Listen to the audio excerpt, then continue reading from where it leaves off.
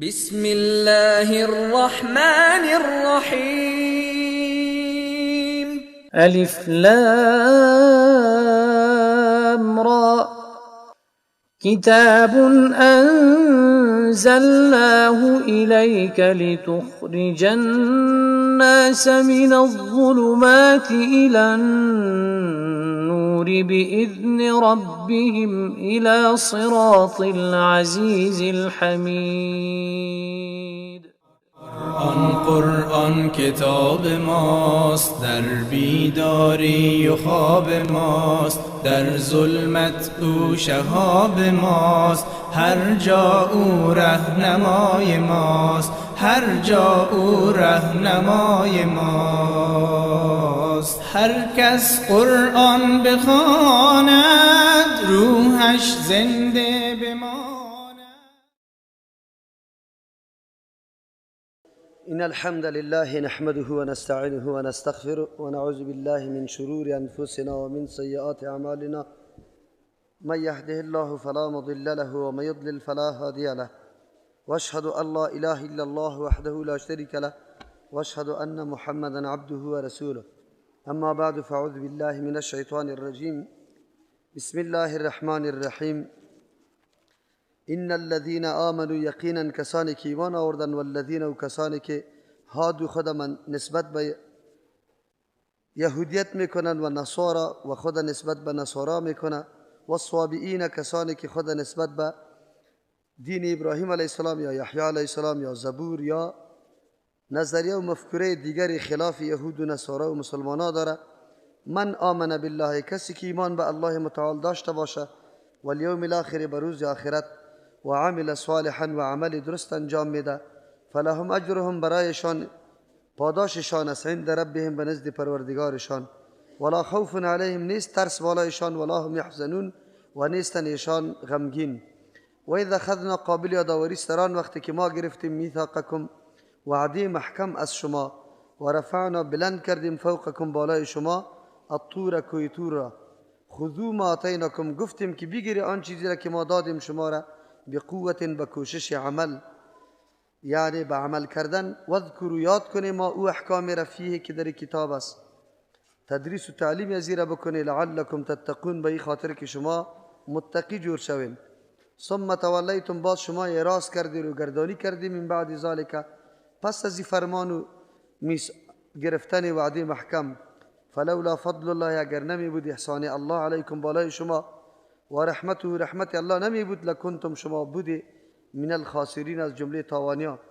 ولقد علمتم الذین، یقین شما دانسته بودید، معلوم کرده بودید کسانی را، اعتدوا منکم، که تجاوز کرده بودن از جمع شما، فی السبت، در روز شنبه.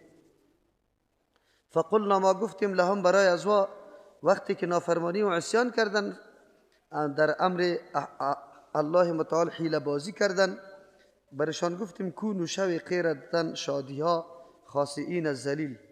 فجعلناها، گردانیدیم ای داستان و واقعه را، نکالا، عذاب عبرتناک یا قصه عبرتناک، لما بین یدیها، به او مردمی که حاضر و پیش بودن، و ما خلفها، به او مردمی که غایب بودن یا دور بودن، و موعظة للمتقین، و نصیحت برای کسانی که در صدد تقوا هستند. و اذ قال موسی، قابل یادآوری استران وقتی که گفت موسی علیه السلام لقومی، برای قوم خود، ان الله یأمرکم، یقینا الله متعال امر میکنه شما را، ان تذبحوا، که شما ذبح کنی، بقرة، گاوه. قالوا، یا گفتن، اتتخذون هزوا، آیا تو میگیری ای موسی علیه السلام ما را به مسخره؟ قال، موسی علیه السلام میگه، اعوذ بالله، پناه میبرم به الله، ان اکون من الجاهلین، از اینکه ما از جمله نادانا شوم.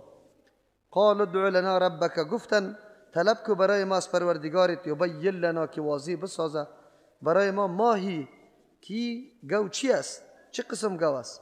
قال انه یقول، موسی علیه السلام میفرماید، الله متعال میفرماید، انها بقره، یک گوی است، لا فارض، که نیست خیلی پیر، ولا بکر، نه خیلی جوان، عوان بین ذلک، درمیان است در بین اردو صفت، یعنی پیری و جوانی. فافعلوا ما تؤمرون، بکنید، انجام بدید آن چیزی که مأمور میشه، چی پشتی کرم طلبی میگردی. قال ادع لنا ربک، گفتن طلب کو برای ما از پروردگار خود، یبین لنا، که واضح بسازه برای ما ما لونها که رنگش چی رقم است. قال موسی علیه السلام میگه انه یقول، یقینا الله متعال می فرماید انها بقره، یک گوی است صفراء و خیلی صفراء و زرد، فاقع لونها تیز است یا خالص است رنگش، تسر الناظرین که خوش می سازه بیننده ها را. قال ادع لنا ربک، باز گفتن طلب کو برای ما از پروردگار خیش، یبین لنا که واضح بسازه برای ما ماهیه که چی رقمی گو است. ان البقره تشابه علینا، ای گو سر ما مشتبه شده یا مختلط شده بالای ما، نمیتونیم تمیز کرده. و انا ان شاء الله، ما اگر الله خواسته باشه لمهتدون، راهیاب میشیم در یافتن ای گو. قال موسی علیه السلام میگه انه یقول، الله متعال میفرمه انها بقره، ای گوی است لا ذلول که خیلی خوار نشده، تثیر الارض که قلبه کرده باشه زمینه، ولا تسقی الحرث و نه سیراب کرده کشته، مسلمه بیداغ است یا سالم است از داغ، لا شیعه فیها، هیچ داغ مخالف دو نیست. قالوا گفتن الان جئت، آلی تو آمدن کردی بالحق، به بیان مکمل و واضح. فذبحوها، ذبح کردن گوه، و ما کادوا یفعلون، قریب نبودن که کار بکنن، به خاطر که در قلبشان عظمت گو موجود بود.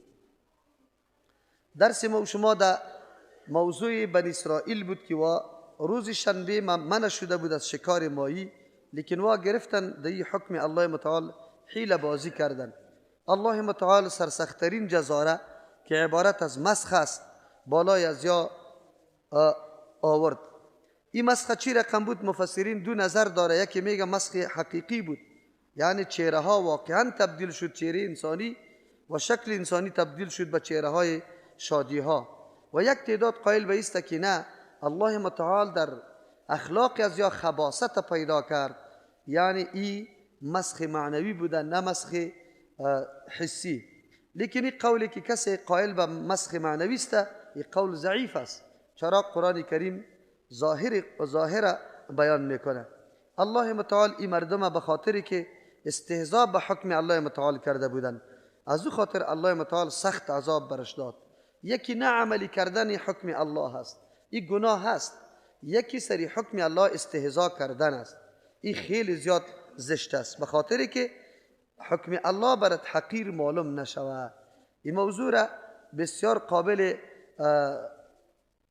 تذکر و یادآوری است که یک تعداد مردم ها همیشه زنای خود طلاق میده، یک دفعه، دو دفعه، سه دفعه، در اوقات مختلف طلاق میده، لیکن هیچ اثر طلاق یاد در نظر نمیگیره. اول خود دینداری وجود نداره، نمیفهمن، نمیدانن که از این گفتنای ما طلاق واقع شده، در حالی که شوهر نیت طلاق کرده می باشه، زن خود گفته می باشه تو طلاق هستی، یا یک سنگید دو سنگید، یا برش گفته باشه که برو کارت ندارم، یعنی زن من نیستی، منظورش حرام بودن زن می باشه. گاهی اوقاتی طور می باشه که زن خود مثل مادر و مثل خواهر وارد تشبیه میده، مثل مادر باشه، مثل خواهر، یعنی مثل که مادر و خواهر سرم حرام باشه. این را زهار میگه که پس برای سیاست خود بدون ادای کفاره نزدیک شده نمیتونه. تا که کفاره را ادا نکنه، این نمیتونه که پس به سیاست خود نزدیک شود. افسوس است که جهالت و نادانی در جامعه ما آنقدر ریشه گرفته که مردم از این گپا خود قطعا خبر نداره. سالا قسم میخورن که ما به زن خود نزدیک نمیشم، ایلا را نمیفهمه که چی رقم قسم است. البته میگه عادی قسم است، حالان که اگر یک کسی به از زن خود قسم بخوره که 4 ماه یا از 4 ماه اضافه من نزدیک نمیشم، این آدم اگر در درون 4 ماه پس رجوع میکنه باید کفاره بده، 60 مسکین طعام بده یا غلام آزاد کنه. غلام خو نیست، یا است که 2 ماه پی در پی روزه بگیره. این احکام هیچ کدامشان نمیفهمه. یک زندگی نعوذ بالله حیوانی روان است، بدون از اینکه تو بگویی مسلمان هیچ عقیده به دین خود نداره و گویی مراجعه به عالم یا به دین هم نمیکنه که حکم شریعت چی حکم میکنه. منظورم است که یک تعداد مردم زنای خود به صدها مرتبه طلاق داده، باز نگاه کرده. این مردم بر علاوه که مرتکب زنا میشه، چرا که 3 مرتبه در اوقات مختلف زن طلاق بدی و زن از پیش جدا شد، دیگه سری تو حرام میشه. حالی نزدیکی و صحبت و خلوت کلش سری تو حرام است. بر علاوه وقتی این گپ میفهمه و چی در نظر نمیگیره، لحاظش نمیکنه، این سر دین الله و حکم الله استهزا میکنه، چرا که حکم الله برش هیچ معلوم نمیشه. اگر کسی این حکم الله را نادیده بگیره، نعوذ بالله هیچ اهمیت نده، کافر است. بازو زن نکاحش قطعش به هیچ وجه نمیشه، چرا؟ به خاطری که حکم الله را حقیر دانسته و حکم الله را نادیده گرفته. مشکل اینجا است که نه زن از احکام خبر می باشه و نه مرد از احکام خبر می باشه. چند سالا اینمی ترگپا در بینشان صورت گرفته می باشه، بازم امو زن است. حالان که طور نیست. دین اسلام به این خاطر که جلوگیری از ظلم و زیادت بکنه، زنا باید معلومات داشته باشه که اگر یک شوهر قهر میشه، مثلا زشت میگه، لطوکوب میکنه، دین مقدس اسلام برش حد مقرر کرده. تو نیست که هر دفعه طلاق بدی و طلاق بدی طلاق بدی.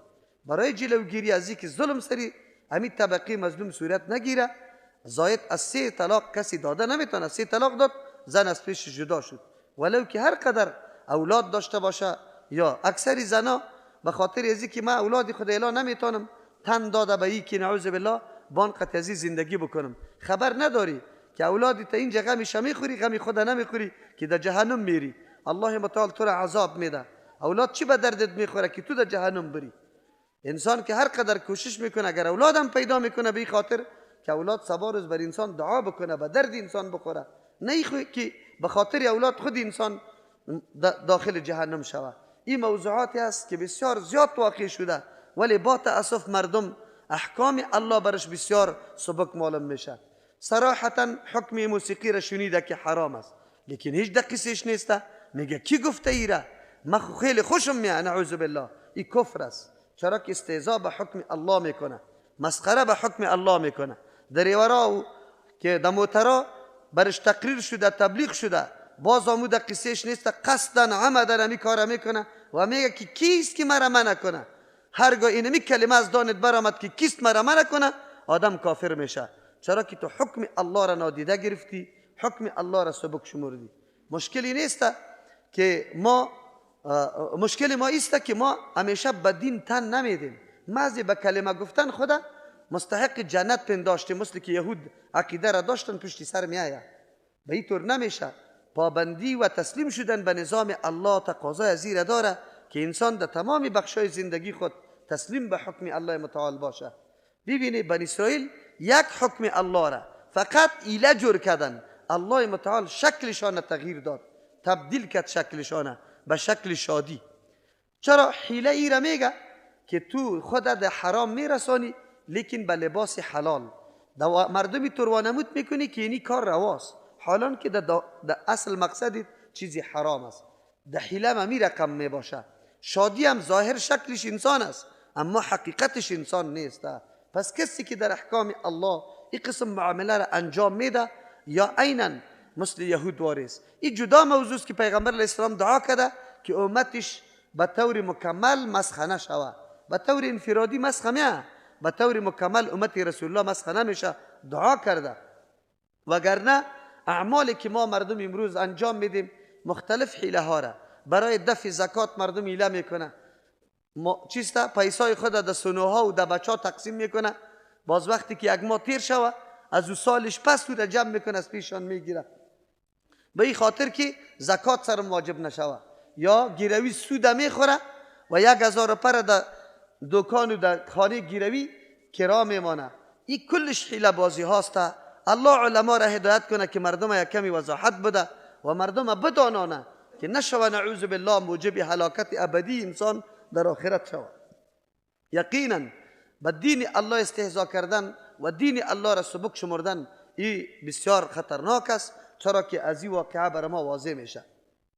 اولی آمدیم که حیله اسقاطی که ما مردم میکنیم، اول خو باید گفته شوه که سند نداره، دلیل نداره. ولو که 1000 عالم ای را انجام داده باشه، 1000 عالم قول و فتوا داده باشه، تا که مدرک و سند از کتاب الله و سنت رسول الله صلی الله علیه و سلم نداشته باشه، قابل قبول نیست. اجماع و قیاس دلیل اثبات نیست و دلیل اظهار است. اصل حکم سری قرآن و حدیث ثابت شده می باشه، اجماع میگیره او را آشکارا میکنه. مجتهد که قیاس میکنه این میگیره و حکم ثابت شده توسط قرآن و حدیث او را ظاهر میکنه. اجماع و قیاس ثابت کننده حکم نیست. از او خاطر حیله مروجهی که فعلا مردم ما میکنه از سر سند و بنیاد نداره. این از دروغ علما میگه، کتابا نوشته کرده باشه، لیکن سند و دلیل طلب بکنیم. در غیر از او این حیله ها باعث ازی میشه که مردم تکالیف الله را و مکلفیت های الله را انجام نده، نه نماز بخوانه، نه روزه بگیره، نه کدام ذمه‌واری دیگر ادا بکنه. چرا؟ به خاطری که مردم میگن مولا صاحب بازیله میکنه از ذمه ما ساقط میشه. پس این یک نوع دعوت به سوی نه عملی کردن احکام الله است و این بسیار مفاسد بزرگ داره. بر علاوه که در جنازه اسراع یا جلتی کردن ضروری است. رسول الله صلی الله علیه و سلم بسیار تاکید میکرد که جنازه زود شوه، تاخیر در جنازه میاد. دیگه است که اونجا معامله قرض که مهمترین موضوع است برای مرده، که حتی رسول الله جنازه را نمیخوان تا وقتی که کسی قرض یک جنازه والا را در ذمه خود نمیگرفت. ایره کسی هم در قصهش نیست. بعد از او باز امی حیله را که میکنه از مال مشترک میکنه، او مال تا تقسیم نشوه برای یک امر قطعا نه صدقیش صحیح میشه نه در کدام حق ادا شده میتونه تا که تقسیم نشده باشه. افسوس است که ما این دین چه قسم فهمیدیم و چه قسم عملی میکنیم. ما ایران به این ماندیم که آخر ما به شریعت چه رقم خود تسلیم کردیم. الله رحم بکنه، نه زنده ما در حالت قرار داره که مطابق شریعت حرکت کنه، عمل بکنه، و نه در حالت مردگی. ما در هر حالت ما در بدر هستیم. این کلش گپای است که قطعا درست نیست و در دین وجود نداره. الله متعال مذمت یهود به می خاطر بیان کرده. اونجا فجعلناها نکالا لما بین یدیها و ما خلفها. قرآن کریم میگه این قصه را ما عبرت جور کردیم برای مردمایی که در دور پیش بودن و او مردمایی که غایب بودن، و موعظه للمتقین. مراد از او مردمای دور پیش و غایب در مو زمان که بود به او خاطر او مردما را گفته، و مراد از متقین امت رسول الله صلی الله علیه و سلم است. یک امتیاز است. الله متعال را موعظه گفته و از او چیزی را میگه که تو را منع کنه از امر زشت، امری که سبب ضرر و زیان و تکلیفیت است، تو را مانع شوه، او را به نام وعظ یاد میکنه. ما باید بداریم که ما را در زشتی و تکلیف و ضرر چی واقع میکنه، باید از این خودداری بکنیم. و کدام است؟ سستی و تنبلی کردن یا ایله‌بازی کردن در نه اجرا کردن حکم الله، که یک حکم الله سر ما در ذمه ما هست و ما تلاش کنیم که او را چی رقم ساقط کنیم هم حکمه که عملی نشوه. این طور حیله قطعا ناروا و نادرست است. و این حیله نیست، این خداع است، یعنی فریب دادن است. حیله ها دو قسم است. یک حیله روا موجود می باشه. حیله روا مثل که ما دیروز براتان گفتم، رسول الله صلی الله علیه وسلم برای ازی که کسی در سود واقع نشوه که خرمای بیکاره را در مقابل خرمای خوب بده، لیکن چون که جنس یکی است، تفاضل در جنس نارواست. در 6 چیزی که در حدیث آمده، مثلا پیغمبر علیه السلام خرما را، کشمش، گندم، جو و دیگه طلا را، نقره را، در یک حدیث نمک هم آمده. در یا وقتی که تبادله میشه، در تبادله جنس و جنس اگر تفاضل در بین بیاید زیادت، این نارواست. اگرچه یکیش بیکار است یکیش خوب است. از همون خاطر پیسه خورده اگر کسی در پیسه کلان تبدیل میکنه، افغانی به افغانی، تفاوت در بینش بیاید، این در جمله سود میره. طلا تو میگیری طلایی که زیور است و طلایی که زیور نیست، یکیش کم است دیگهش زیاد است، تبدیل میکنی، بازی سود است. از او خاطر پیغمبر علیه السلام میفرمه به خاطر ازی که اینجا در سود واقع نشیم، خرمای خراب بفروش به پول.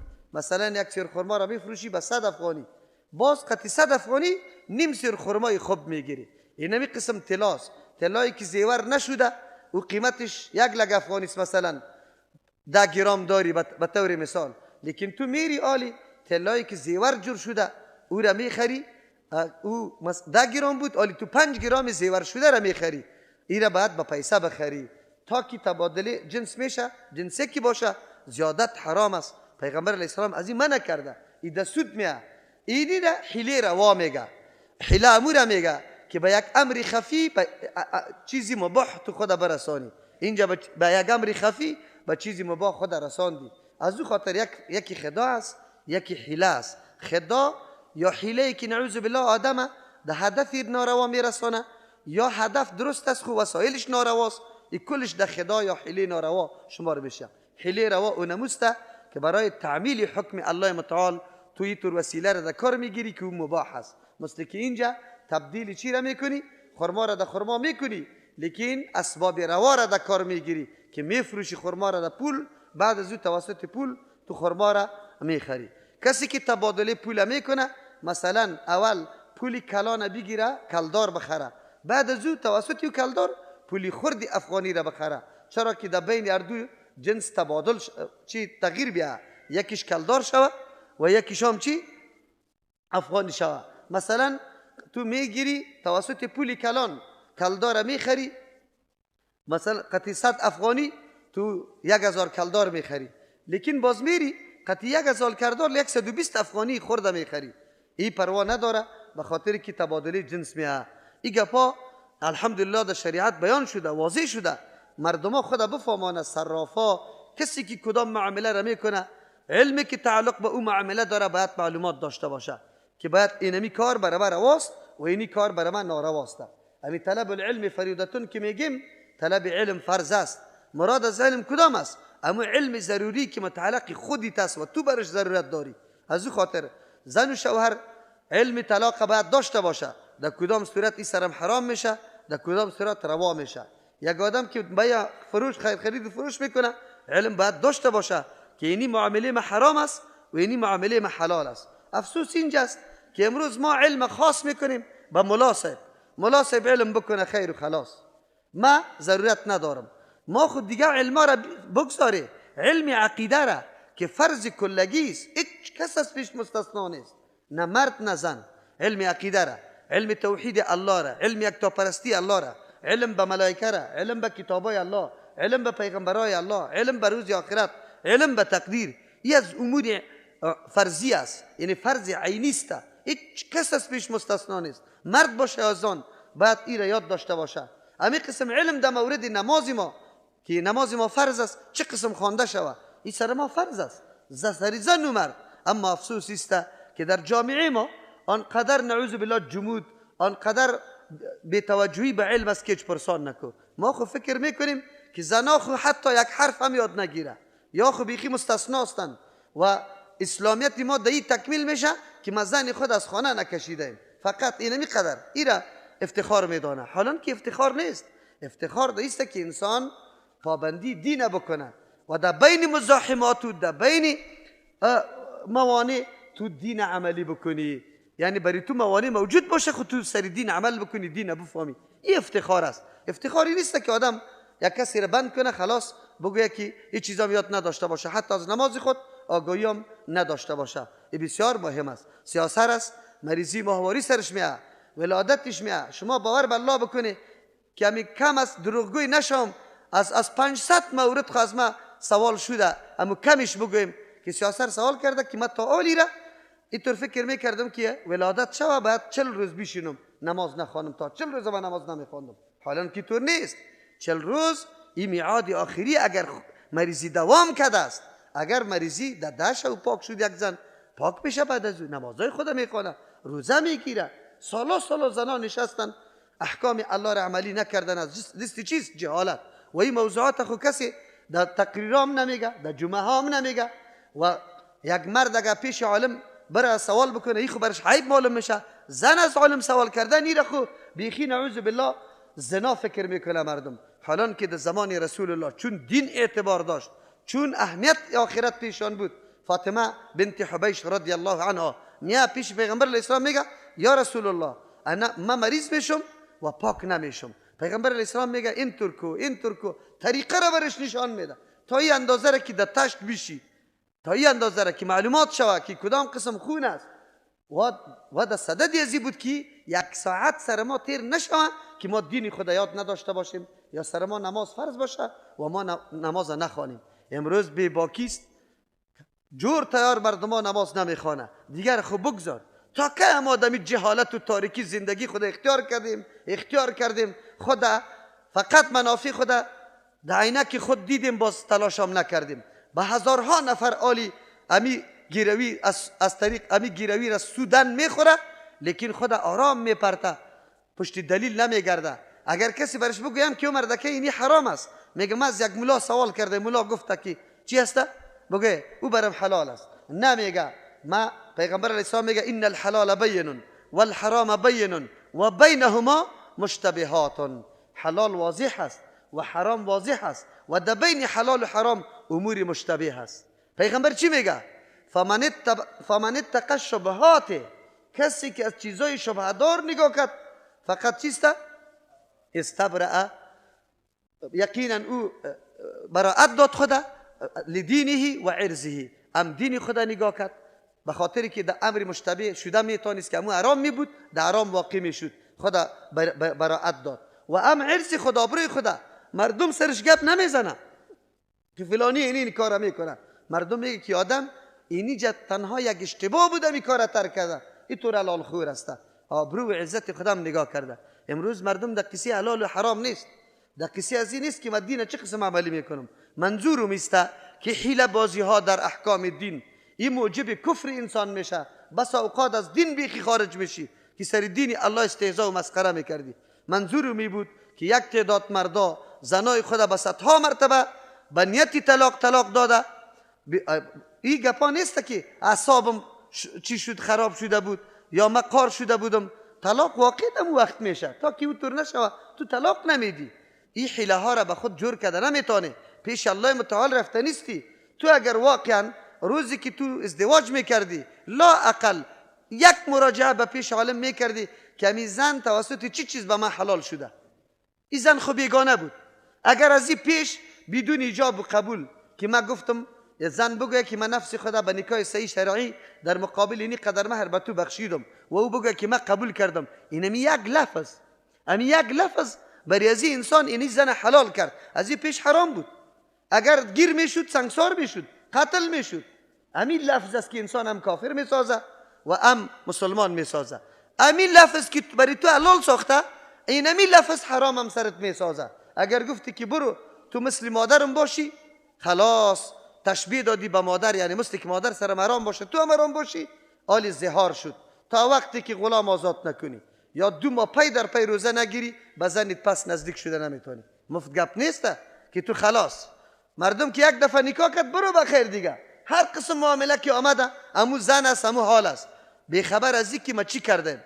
ما خب بارها همی گپا را تکرار میکنیم که او ملت او مردم اگر به دین عقیده داریم بیایی که موضوعات دین بفهمیم. زن و شوهر وقت ازدواج میکنه لا اقل امی قدر بفهمه که مسئولیت مرد در برابر زنش چی است و مسئولیت زن در برابر شوهرش چی است. شما باور به الله متعال بکنید هیچ زندگی را حتی نمیفهمه که چی حالات است. الله رحم بکنه. این مو موضوعاتی است که ما سر دین استهزا نکنیم، سبک نشماریم حکم الله را.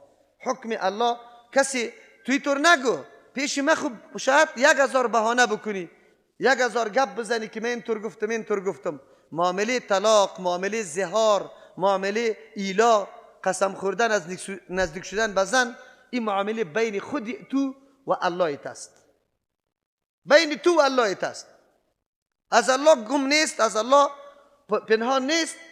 دیگه به مردم اگر بگوی اگر نگویی، پیش ملا اگر بری 1000 فتوا برات بده که بری تو حلال است، نمیشه حلال اگر تو طلاق داده بودی. اگر 1000 دفعه ما برات فتوا بدم، آن چیزی که پیش خودت است و پیش الله متعال است. از او خاطر منظوری بیسته که احکام الله را به مسخره نگیریم. بنی اسرائیل جور نشیم که الله مسخه میکنه. الله خواره در دنیا مسخه میکرد، ما شما را نعوذ بالله در آخرت مسخه نکنه که در اینجا در زمره مؤمنا بودیم، اونجا نعوذ بالله در زمره کفار باشیم، با طمع جنت برویم در جهنم. الله نگاه کنه ما و شما را. و اذ قال موسی لقومه، قابل یادآوری است در آن وقتی که میگه موسی علیه السلام برای قومی خود. سوره بقره که نامش بقره مانده شده بود به می خاطر اهمترین موضوع در این جمعی بوده. منظور چیست؟ منظور است که الله متعال عقیده توحید میخواه در مغز انسان کارگر شود و در یک گوشه بدن انسان شبهه شرک باقی نمانه.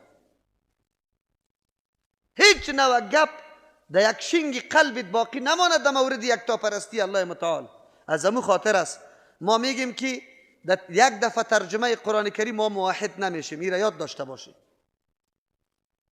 و نمیفهمیم. ما 10 دفعه که در درس قرآن نشستیم، 10 دفعه ترجمه را مکمل شنیدیم، بعد از او باز میفهمیم که توحید الله چی است و در مقابل شرک چی است.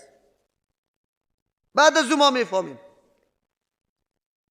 محمد ابن عبدالوهاب رحمه الله، عالم برجسته که در موضوع توحید کتاب نوشته کرده و امروز کل علما از همون کتاب از او استفاده میکنه.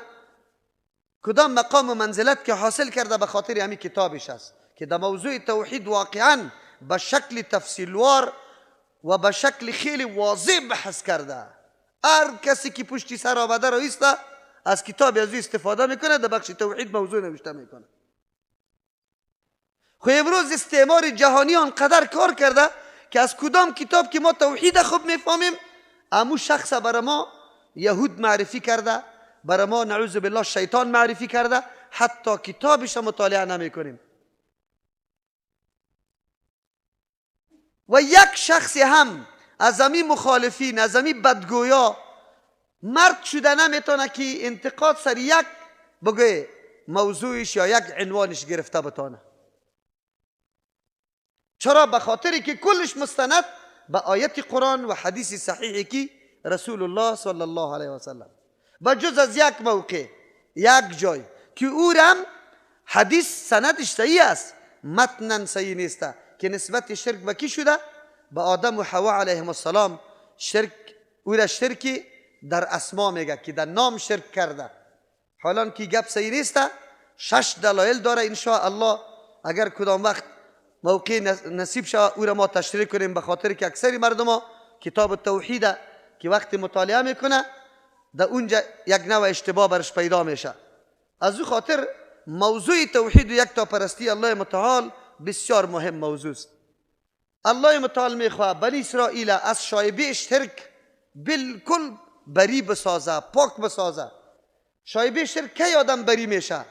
که غیر از الله متعال از هیچ کس در هیچ ناحیه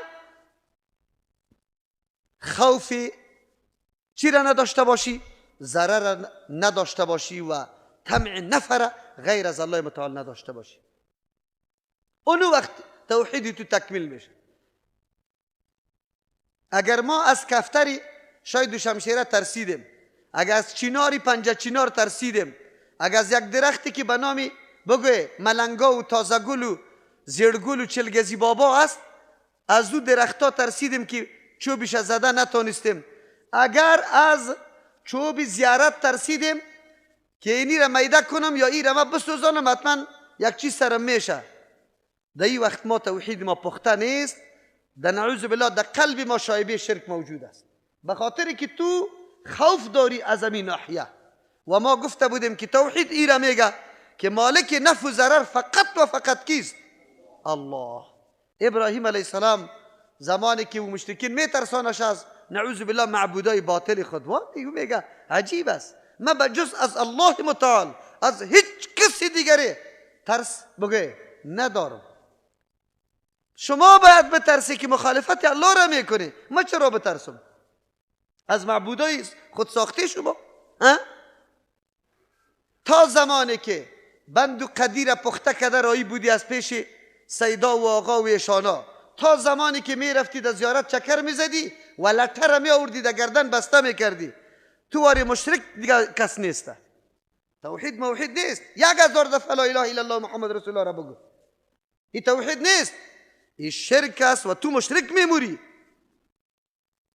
اگر می تار در گردنت باشه تو مشرک میموری. من نمیگم، رسول الله صلی الله علیه و سلم میگه، در حدیث بیتر آمده. این موضوع توحید است. الله متعال میخواه که بر اسرائیل در قلبشان شایبه شرک باقی نمانه. مالک نفع و ضرر فقط و فقط الله است. گوساله پرستش شده، اصل پرستندهش هم فرعونی است، چون که بنی اسرائیل قطع همسایه بود و بیگارکشش بود. در عظمت گوساله دوام پیدا شده بود. اگر در پالی هندوها زندگی کردی، امو در مندری هندوها پیش تو قدر داره، امیالی در امثال پیشش قدر داره، پیش بسیار مسلمان ها قدر داره، هندوها قدر داره. دختری جوان و بچه جوان برش نشسته می باشه، بخت خود سعی کده رویست. طالع خود سرشتهی کرده رایست، سرنوشت خود به او سپرده. ما اینطور مسلمان هم داریم امیالی فعلا. مسلمان خوبان، این مسلمان نما را، این جادوگرای خوبسا را خوبان، به یهود هم مردم میره، به هندو هم میره میشینه میگه سرنوشت مسیح که ما چی رقم میشه، آینده ما چی رقم میشه ببینه.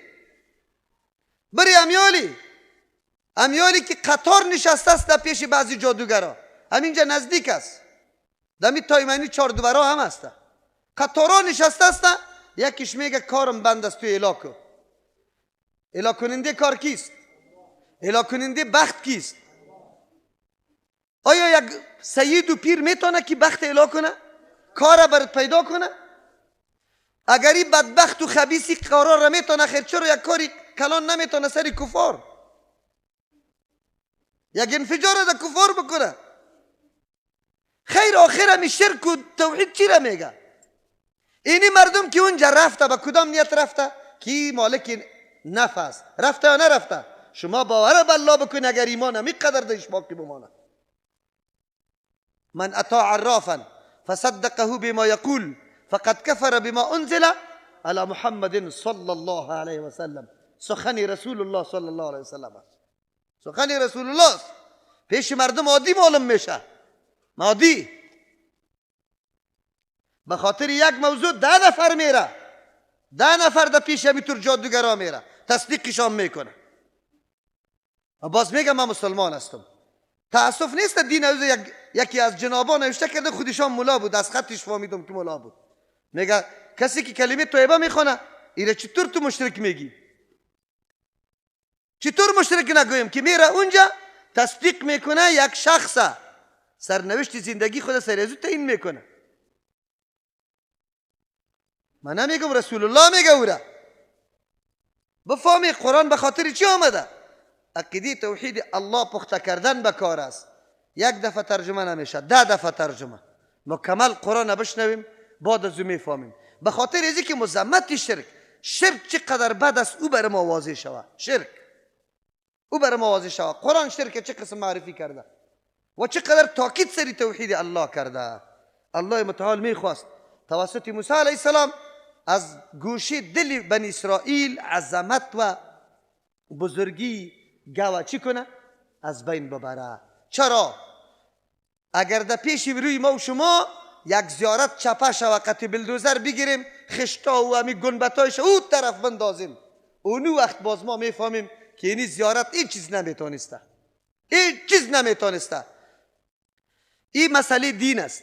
رسول الله صلی الله علیه وسلم علی رضی الله عنه را مقرر کرده بود که یک قبر بلند نمانی که از یک بلست بلند باشه که تو را بگذاری، مکمل محو میکنی. ابی الحیاج اسدی میگه چیسته؟ تابعی است، شاگرد علی رضی الله عنه است. برش میگه تو را مامور نسازم به اون ماموریتی که مرا رسول الله موظف کرده بود. و کدام ماموریت بود؟ گفت برو در یک جای تو تمثال نمانی، جایی که مجسمه و تمثال باشه کلش از بین ببر. این وطن اسلامی باشه، این صورت ها و مجسمه هر قوم کلانش بگه تصویرایش در کجا بند میشه، مجسمهایش در چوکا جور میشه. این کدام مملکت اسلامی است؟ این کدام دینی را اجازه میده؟ این کدام قانون قرآن است که در چوکت مجسمه نصب شود؟ علی رضی الله عنه میگه که تمثال نگذاری و قبری که بلند از یک بلست باشه او را نمانی، کلش محو کن. چرا محو کنه؟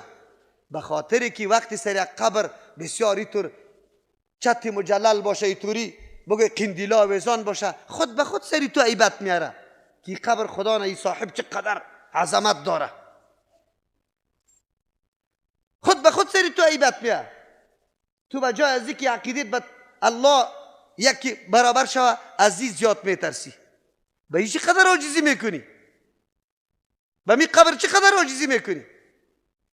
توحید ای را میگه. افسوس است ای کاش که کتاب الله در روز قیامت خو جواب دادنی است می علمای ملاها، این ملاهای قوم پرست، این ملاهای تنظیم پرست که یک روز زبان خود به دین الله، به توحید الله باز نکردن.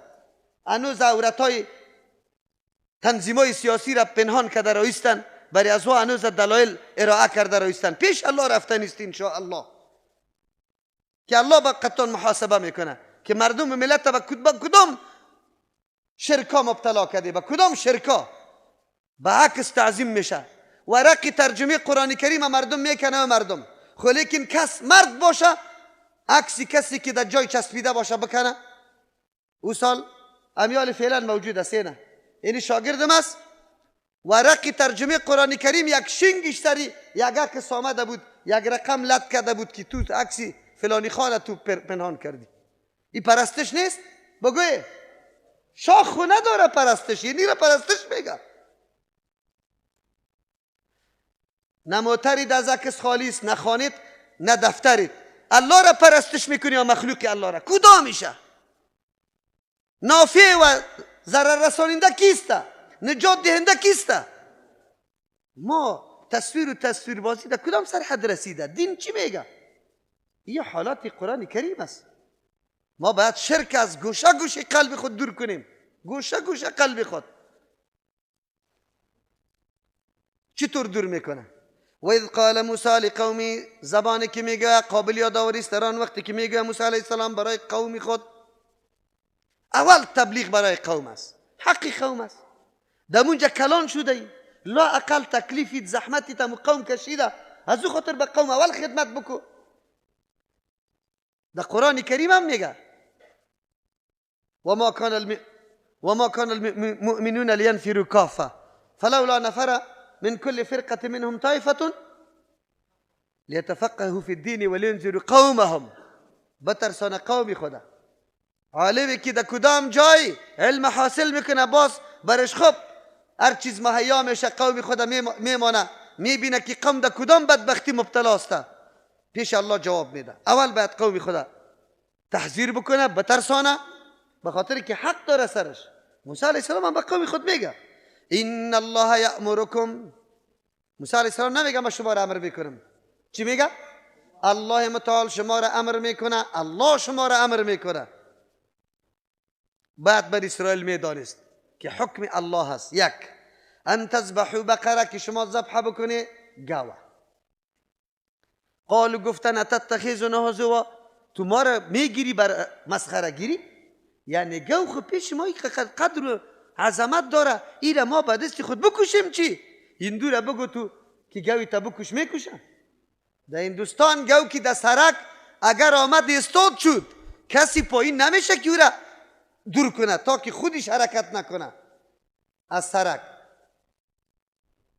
به هزارها موتر استاد میشه، کسی پایین نمیشه که گاو از سرک دور کنه، خودی گاو باید بره. اگر اموجه خو کرد موترها استاد است،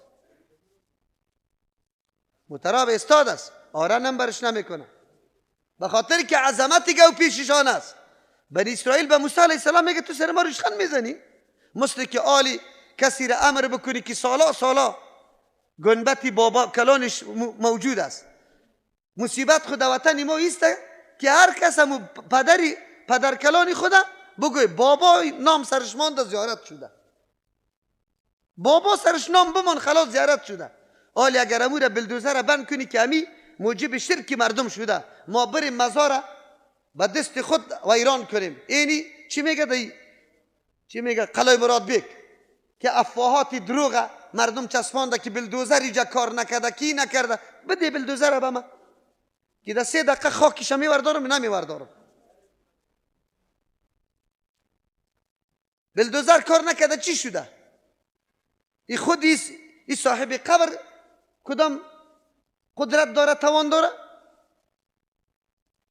تعجب است. اینیالی اگر تو بگی که همی زیارت چپک کن مردم چی برات میگه؟ سرورش خند میزنی؟ ایره چطور چپک کنم؟ بنی اسرائیل هم اینطور میگفتن به موسی علیه السلام. قال اعوذ بالله، موسی علیه السلام میگه پناه به الله میبرم ان اکون من الجاهلین، که من از جمله نادانا باشم.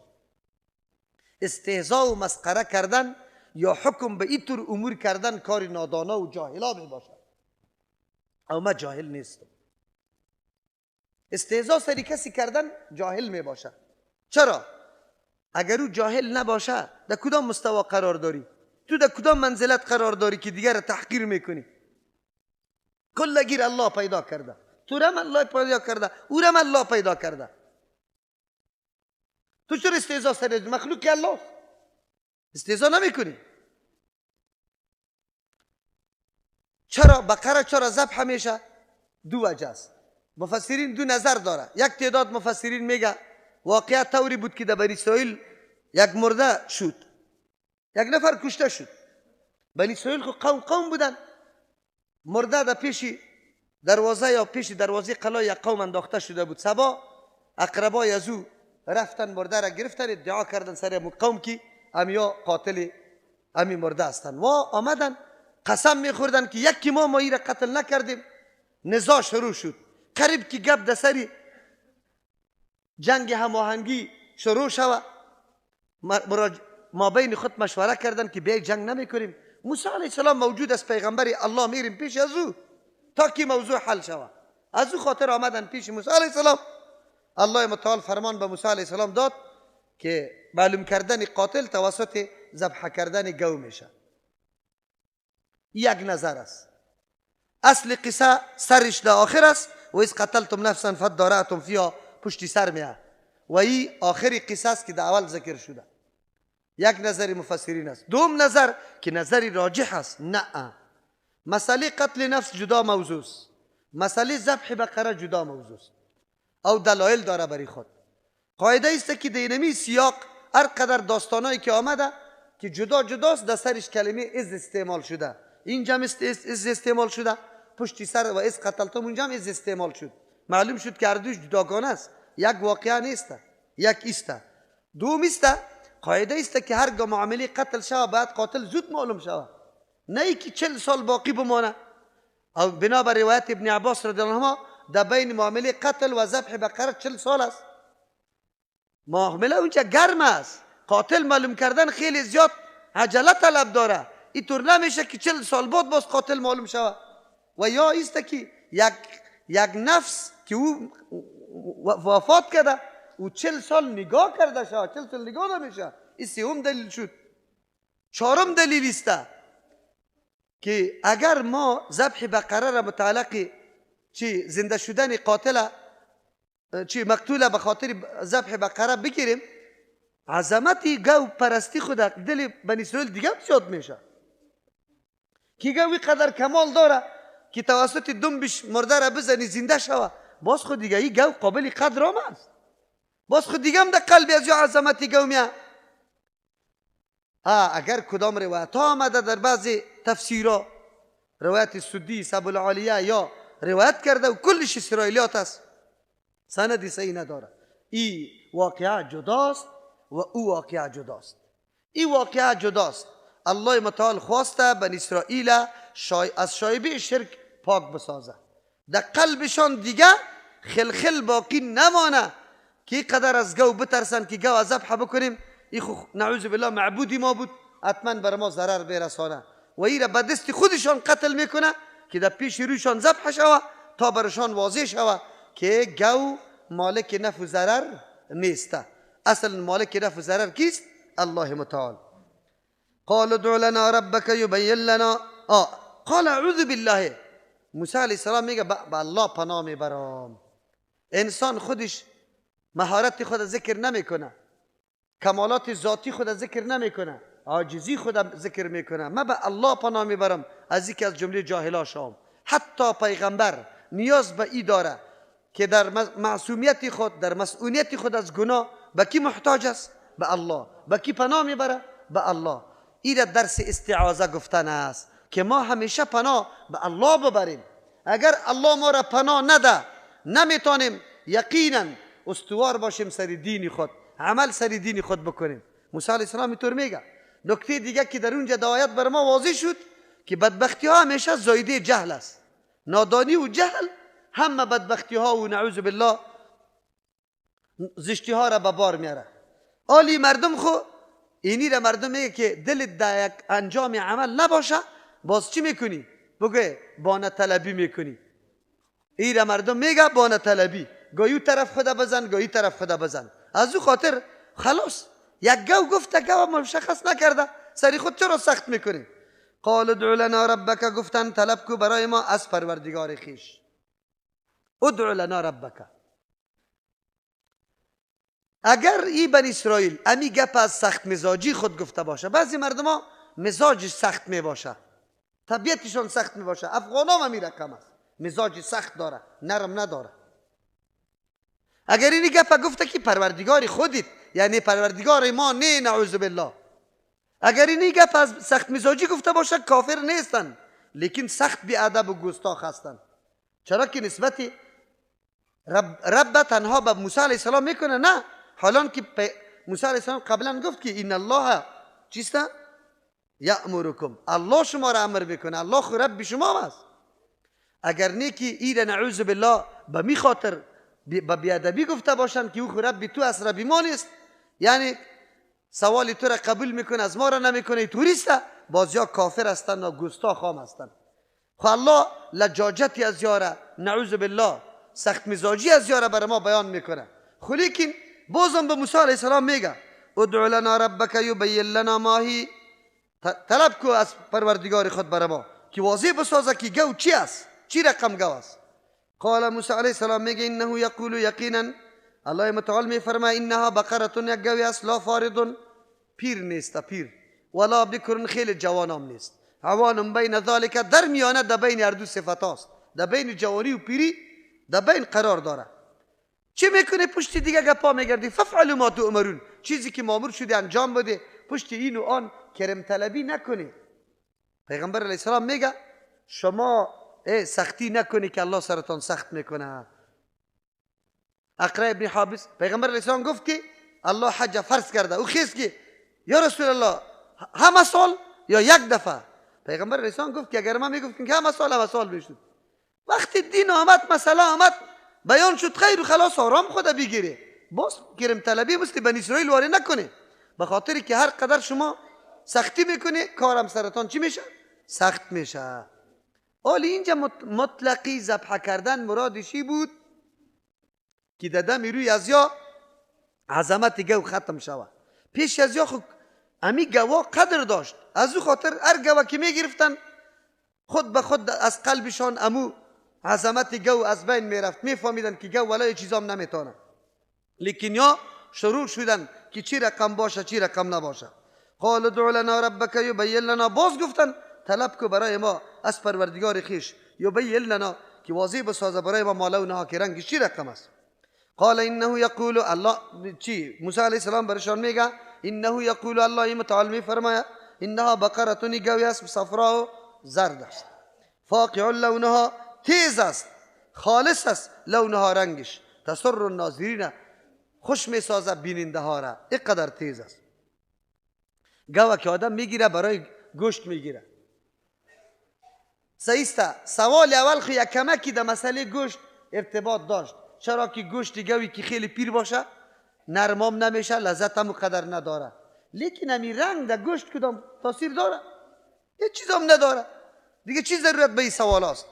قرآن کریم درس بر ما میگه اگرچه سوال گریگوشای حقیقت است، اموری مخفی است، از امو خاطر است که همیشه انسان باید سوال بکنه چیزی را که نمیدانه، اما سوالا برای خود رقم داره. سوالا گاهی تعنتی می باشه، ضدی. ما در این ورقا میبینیم که بعضی سوالا ضدی میشه، اصل مقصد از دیگه چیز می باشه. از ما سوال میکنه اولین چیز ده صحابی کی بود؟ سیرت برو سیکو، خودت میفهمیم، باز اینجا سوال میکنی. ما خو کامپیوتر نیستیم، حاضر جواب نیستیم که هر مسئله فقط در ذهن ما باشه. و علم ایره نمیگه که کسی حاضر جواب باشه، خیر و خلاص. علم ایره میگه که قوه از ایره داره که موضوع را تثبیت کرده میتونه، جواب داده میتونه. امیالی نی، از امو خاطر جوابا دمو فرصت باید داده نشوه، جواب باید قبلا مطرح شوه، بعد از او مستند به دلیل جواب داده شوه. اما میبینی که اینی طور سوالا میشد، ایره سوالای تعنتی میگه، ضدی، منظورش هدفش خود فهماندن نیست یا دیگه فهماندن نیست، منظورش تبکید یا چوب کردن امو نفر است. گاهی سوال به این خاطر است، سوال که او فایده نمی داشته باشه، صحیحه که تو مقصد داری، اراده داری، لیکن سوال هیچ فایده نداره. کشتی نوح علیه السلام چقدر بلندی داشت. نکای آدم و حوا علیه السلام کی بسته کرده؟ قبرش در کجاست؟ قربانی بگه حابیل کی خورد؟ حالی ما چی کنیم؟ مادری موسی علیه السلام و خواری موسی علیه السلام چی نام داشت؟ ما چی کنیم شه؟ برای ما چی فایده است؟ این سوالای است که وقت ضایع میکنه، سوالای است که به درد ما نمیخوره. من پیشتر گفتم که یک نفر سوال نمیکنه که مردکه زنی خودت ایلا کرده، زهار کرده. از مولا پرسان کنی، یقین بک اگه زهار بفهمه، ایلا را بفهمه، خود مولا میگیره. مردم عوام خوب بگذار. چرا سوالی مهمه نمیکنی که در عمرت پیش میشه؟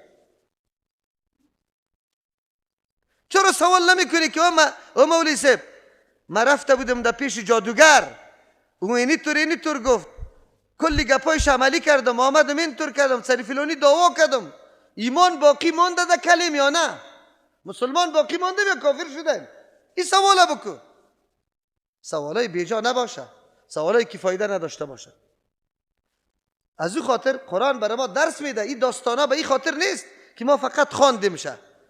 آن چیزی که بر نمیخوره در مفاد دنیا و آخرت ما، او طور سوال به درد نمیخوره. حالی گو به این اوصاف مشخص کردن هیچ کدام چی نداشت، مفادی نداشت برای از ما. از او خاطر الله متعال یارا مزوتش بیان میکنه. حکم الله را عملی کردن مبادرت کو، جلتی کو، شانه را خالی نکو، خود این طرف و طرف نزن، در حکم الله خود تسلیم کو، خلاص. او یکی همیشه انسان سختی نکنه که با سختی سرش میآید. خب لیکن یک درس دیگه در اینجا برای ماست. او کدام درس است؟ برای دعوتگرا. برای دعوتگرا چی درس است؟ موسی علیه السلام چقدر حوصله مند است. مفتی، دعوتگر باید حوصله بزرگ داشته باشه. مردم حق و ناحق از تو سوال میکنه، حق و ناحق تو را آزار میده، خود تو از حوصله کار بگی. موسی علیه السلام قار نمیشه سری از جا، نمیگه که او بس است بری رنگی تو نگم کنی، اینطور نمیگه. باز برش میگه تا قدری که امکان داره بیان، تا امو قدرم برش بیان کده رایسته، سرش قار نشده. قال ادعو لنا ربک، باز گفتن طلب کو بر ما از پروردگاری خود، یبین لنا که واضح بسازه بر ما ماهیه ای چه قسمی گو است. این البقره تشابه علینا، ای گو سر ما مشتبه شده. و اینا ان شاء الله، این دفعه این مردما کلمه ان شاء الله را استعمال میکنه. درس داده شد انسان هرگاه کارش با آینده تعلق داره همیشه کلمه ان شاء الله را بگه. سبا ترجمه است ان شاء الله. ما دیده میتونم تا ان شاء الله، ان شاء الله، به خاطر که خود انسان توانمندی نداره. و این درس عظیم است برای ما و شما. یام در این مرتبه گفتن که ما اگر الله خواسته باشه لمهتدون، راهیاب هستیم در یافتن ای بقره. قال موسی علیه السلام میگه انه یقول، الله متعال میفرما انها بقرتون، گوی است، لا ذلول، که خوار نیست. یک مانا خوار نیست. چی رقم خوار نیست؟ تسیر الارض، که قلبه کده باشه زمینه، قلبه کده بالکلی از خواری بیخی لاغر شده باشه. ولا تسقی الحرث، و نه سیراب کده کشته، یعنی گو نه قلبه ایسته و نه ارته دور داده. گو بالکل صحیح سالم است. دوم ترجمه لا ذلول، نیست ای گو رام شوده که هر کس دست ببره ای برش قرار استاد شوه. تسیر الارض، بله گوی که قلبه کده باشه او رام است. ولا تسقی الحرث، زراعت آب هم نداده که او رام باشه، ای گو یاغیست. مسلمت الله شیعت فیها، دو مانا باز داره. مسلمتون بالکل سالم است از نگاه رنگای دیگه، لا شیعت فیها، هیچ نوع داغی کدام رنگ دیگه دیش نیست، یک رنگ است زرد، خیر و خلاص. دوم ترجمه مسلمتون سالم است از اینکه لکه داشته باشه، چوب موب خورده باشه، مویایش رفته باشه، داغ و ایگپا داشته باشه، نه، سوچه صفا سالم گو است. قالو گفتن الان جئت بالحق، آلی تو آوردن کدی با مطلب کامل و واضح. تو گویی سعی کنی قبی ادب و گستاخ است، تو گویی که موسی علیه السلام تا آلی را بیان واضح را نآورده بود، آلی دو برشان آورده. اینقدر در شان پیغمبری خود بیادبی میکنه. فذبحوها، ذبح کرد. و ما کادوا یفعلون، خود قریب نبودن که کار بکنه. چرا نمیکردن؟ به خاطر که در شنگ دلایشان یک نوع ترس بود که اگر ما این را ذبح بکنیم اولادی ما میموره، زندگی ما خراب میشه، یک طوفان و مصیبت سر ما بگوی میآید. شما باور به الله متعال میگی بکنی. امیال مردم ما داریم که عقیده داره در مورد شهدا، در مورد زیارتا، در هر منطقه در مورد زیارتش یک خیرات و صدقه در گردن داره میکنن. زمانی که در اون منطقه طوفان سیلی گپا بیاید و امی کارا را نکرده باشه، امی صدقاتا میگه این کار را نکردیم، از او خاطر کشت کار از بین. ایام اسلام است و ایام مومن خدا میگیره بیخبر از آیات کتاب الله متعال. تا که انسان در جهالت روان باشه، تا که امی قسم باشه نسبت تمام خوبی منطقه خدا به او میکنه. در کابل تمام خوشی و بگوی غم، تمام راحت و امن نسبتش با عاشقان و عارفان نمیکنه. میگه کابل جان خراب نمیشه، اینجا عاشقان و عارفان خواست. نمیگه تالی را. این شرک است یا توحید؟ شرک است. قرآن چی میگه و مردم ما چی عقیده داره؟ ببینید دیگه امی علما خوب بود، امی مردم که بیشی نمیگه دیگه مولا نبود، یک تو مولاستی. امی علما خوب بود، امی مردم چی نظر داشت، امی مردم چی میکرد؟ تمام خوشبختی خدا وابسته به کی میکرد؟ ایره چی میکنی؟ شما باور به الله بکنی. توی میکنن، توی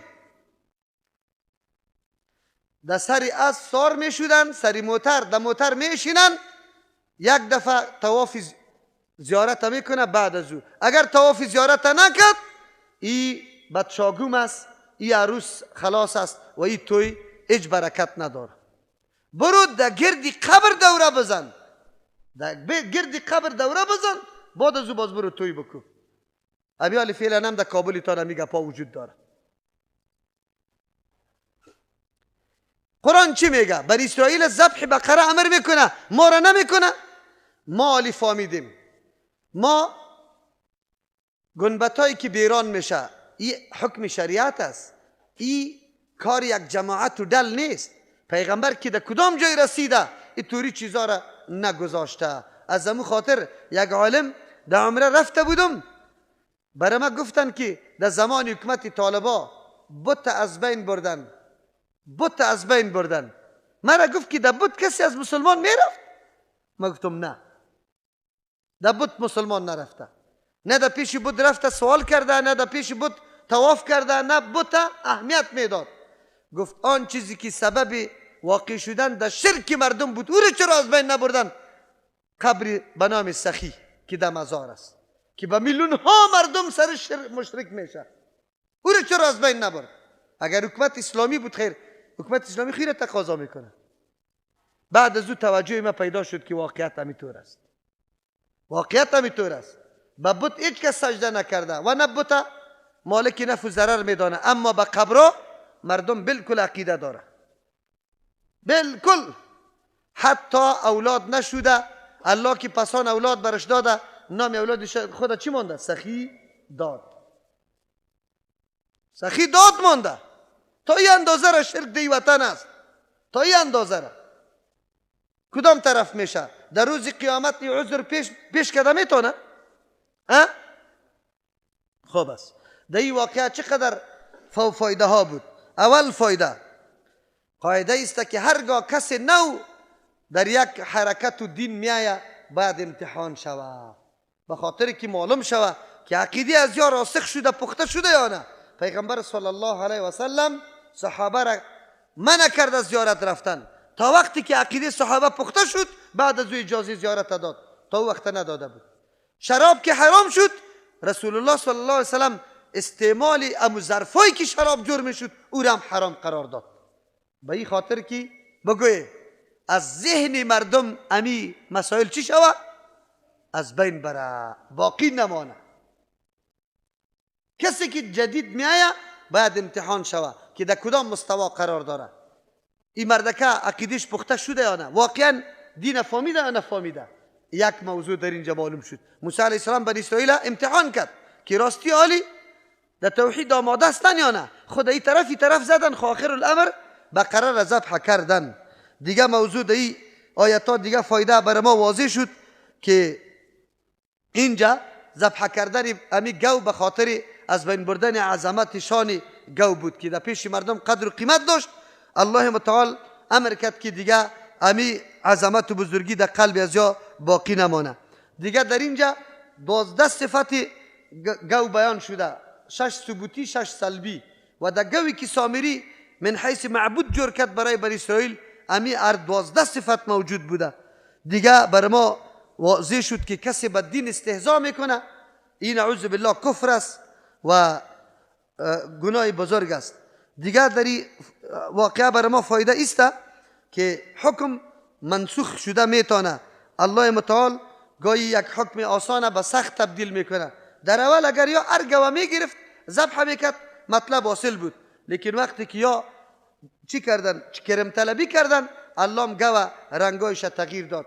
معلوم شد که گو توسط اوصاف مشخص شده میتونه.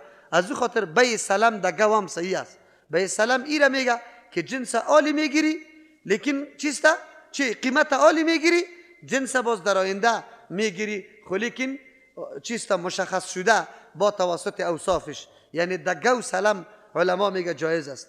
اینجا گپی که برای ما خیلی زیاد اهمیت داره او ای است که وقتی ما میگیم که در اینجا الله متعال امر کرد چی بنی اسرائیل که گو ذبح بکنه به خاطر که عظمت گو از قلبشان دور شوه و ای باقی نمانه. آیا این مردم ها که این طرف خدا میزدن این طرف میزدن حیله جور میکردن به این خاطر که این گو ذبح نشوه؟ الله متعال تا وقتی که امر در آخر نرسه چرا الله متعال نگذاشتن چه؟ به خاطر از اینکه این مردم در اون حالت باقی نمانه. معلوم شد که الله متعال حتی با بندگان خود یک شایبه شرک هم راودار نیسته. یعنی الله نمیخواه که یک شایبه شرک در بندگانش باقی بمانه، باید دو امرش شکن شود.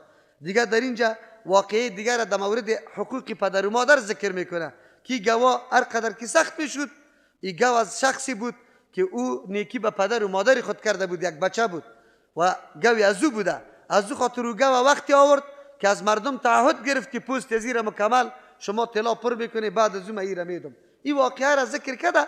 در این شک نیست که خدمت پدر و مادر حدیث صحیح پیغمبر علیه السلام است. کسی که میخواه که در عمرش برکت پیدا شود زیادت بیاید و در رزقش زیادت بیاید خدمت کی را بکنه؟ پدر و مادر خدا بکنه. پدر و مادر جنت و دوزخ انسان است. خودت میدانی در حدیثی که پیغمبر علیه السلام جبریل امین آمده بود در هر مرحله منبر که بالا میشد باز آمین میگفت. وقتی پیغمبر علیه السلام سوال کردن که چرا آمین میگفتی؟ گفت جبریل امین دعا میکرد ما آمین میگفتم. کدام دعا را کرده بود؟ یکی از امو دعاها امی بود که یک کسی پدر و مادر خود در حالت پیری چیستا میابه در خدمتش قرار میگیره لیکن باز هم در کجا داخل نمیشه؟ در جنت داخل نمیشه. اینمی طور آدم ای چی باشه؟ خاک در سرش یعنی بینیش در خاک باشه. از این طور آدم جبریل امین گفته بود، پیغمبر علیه السلام هم سرش آمین گفته. یعنی کسی که پدر و مادر را در این طور موقع گیر میکنه لیکن باز هم در جنت نمیره. چرا بهترین فرصت خدمت برش میسر میشه باید خدمت بکنه که سبب دخول جنت شوه. و واقعا خدمت پدر و مادر اگر انسان پدر و مادر خدمت نکنه یکی خالق حقیقی آدم است که الله متعال است. دوم کسی که تو را تربیه کرده مجازن او کیست؟ پدر و مادر است. اگر تو لحاظ از یارا نکنی دیگه لحاظی کی میشه؟ خب به هر ترتیب اینجا یک داستان ذکر کرده که بازینی بچه چون خدمت پدر را کرده بود الله مگوی از او را بسیار به قیمت چی؟ انگفت چی شد؟ فروخته شد که یکی از جمله برکات و صلاحیت و خدمت اولاد بود که عمل نیک انجام داده بود. الله متعال عمل نیک از این را مبدل به برکت‌های زیاد کرد. در این شکی نیست که الله بدل میکنه. و اذ قتلتم نفسا فادارأتم فیها، قابل یادآوری است در آن وقتی که شما قتل کردی یک نفس، فادارأتم شما اختلاف کردی فیها در همین نفس که قاتل از کیست. والله مخرج ما کنتم تکتمون، الله بیرون کننده است ظاهر کننده است ما او چیزی را کنتم که شما بودی تکتمون پنهان میکردی. فقلنا اضربوه، پس ما گفتیم که بزنی امی مرده را ببعضها به بعضی از امی مرده به بعضی اعضای مرده كذلك يحيي الله الموتى اینمی قسم زنده میکنه الله مرده ها را و یوریکم نشان میده شما را آیاته احکام یا دلایل قدرت خدا لعلکم تعقلون به خاطر که شما از عقل کار بگیری بیاندیشی ثم قست قلوبکم با سخت شد دلهای شما من بعد ذالک پس از این داستان واقعه فهی کالحجارة ای قلبای شما به مثل سنگا او اشد قسوه یا خیلی سخت بود از روی سختی و این من الحجارة یقینا بعضی از سنگا لما و سنگای است یتفجر منه الانهار که روان میشه از او آب زیاد و این منها یقینا بعضی از سنگا لما سنگای است یشقق که شق میشه میترقه فیخرج منه الماء میبره از او آب کم و این منها یقینا بعضی از سنگا لما سنگای است یهبط که فرو میه من خشیت الله است ترسی الله متعال و ما الله نیست الله متعال بغافل بی خبر عما تعملون از آن چیزی که شما انجام میده کلی گپار الله میدانه افتطمعون یا شما طمع داره ایؤمنوا لکم که ایمان بیاره لکم به تقریر و تبلیغ شما یک ایؤمنوا که باور کنه لکم به گپای شما و قد کان فریق منهم حال است که بود یک جماعت از یا یسمعون کلام الله میشنیدن کلام الله را ثم یحرفونه و بعد از او تغییر می آورد کلام الله من بعد ما عقلوه پس از او که خوب میدانستن که کلام نمی رقم است و هم یعلمون در حالی که میدانستن که عمل خیلی زشت و بد است گناه دارد و اذا لقوا الذین وقتی که روبرو میشن امرای کسانی که آمنو ایمان آوردن قالوا میگن به مؤمنا آمنا ما ایمان آوردیم و اذا خلا وقتی که تنها میشن بعضهم بعضی از امی منافقین امی یهود الی بعض امرای بعضی دیگرای خود که کلانایشان است قالوا میگوین یکی به دیگه خود توصیه میکنه اتحدثونهم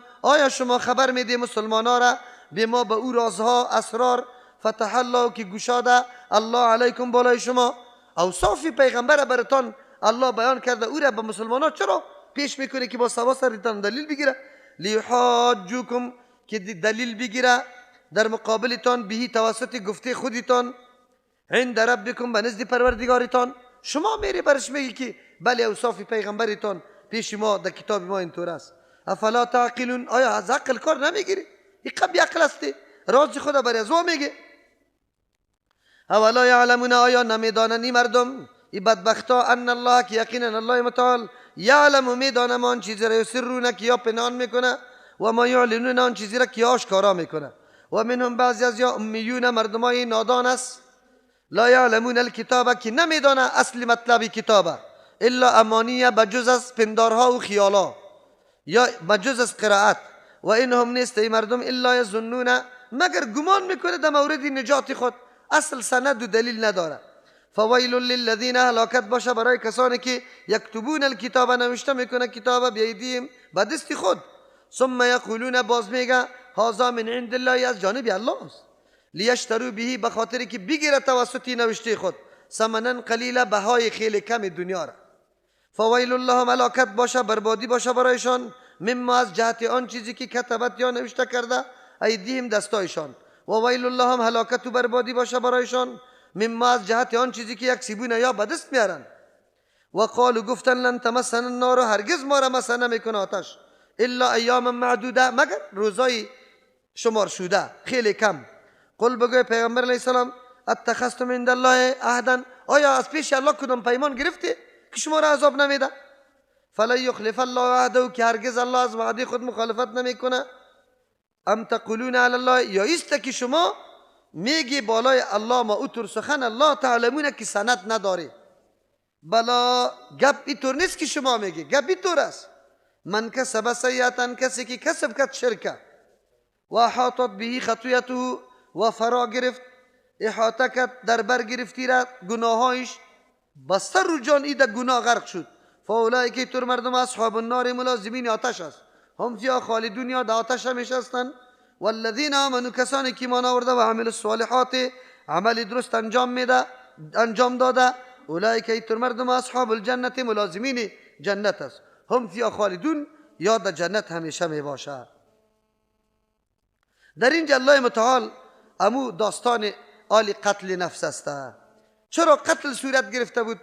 بچهای کاکا بود، دختر زیبام داشت کاکا و مال و دارایی هم داشت. بچهای کاکا خیلی خوار و غریب بودن، از او خاطر با وصفی از که اگر کاکا وفات میکرد آل دیگه این میراث و مال برای از یا باقی میمان، لیکن یا عجله کردن، تلاش کردن که کاکا را زود از بین بره، ام مالک مال شوه، ام دختر برای از یا برسه. از او خاطر ام کاکا را قتل کرد، باز بردی را شو در پیش یک قلای یک قومی بنی اسرائیل انداخت. سبا امو مردم به تهمت قتل هم گرفتن شه و وقتی که کلشان جمع شد شو بیرون هیچ کس نبرآمده بود. چطور مرده بیرون کشته شده و ما یک نفرم بیرون نبرآمدیم؟ نزاع پیدا شد.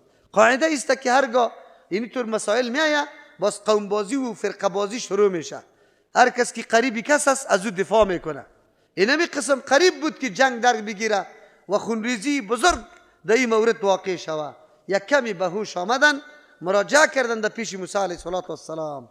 تعجب در است که همی بنی اسرائیل با وصف که همی قدر مردم لجوج، بی پاس، بی ادب، گستاخ، ناسپاس بودن، اما باز همی قمی فهمیدن که مشکلات توسط پیغمبر حل میشه، نزاع توسط پیغمبر حل میشه.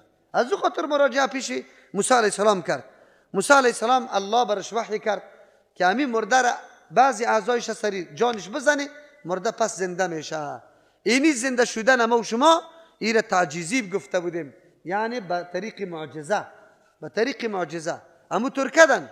او مثلا دستش پس دمو جانش زدن، مردکه فرد خیست، بیان کرد که قاتل مینمی بیادرزادایم است و پس بیان خود پس مرده افتاد. دی چقدر فایده بود. از یک طرف صداقت نبوتی کی شد موسی علیه السلام، از طرف دیگه دلیل بالای زنده شدن بعد از مرگ است.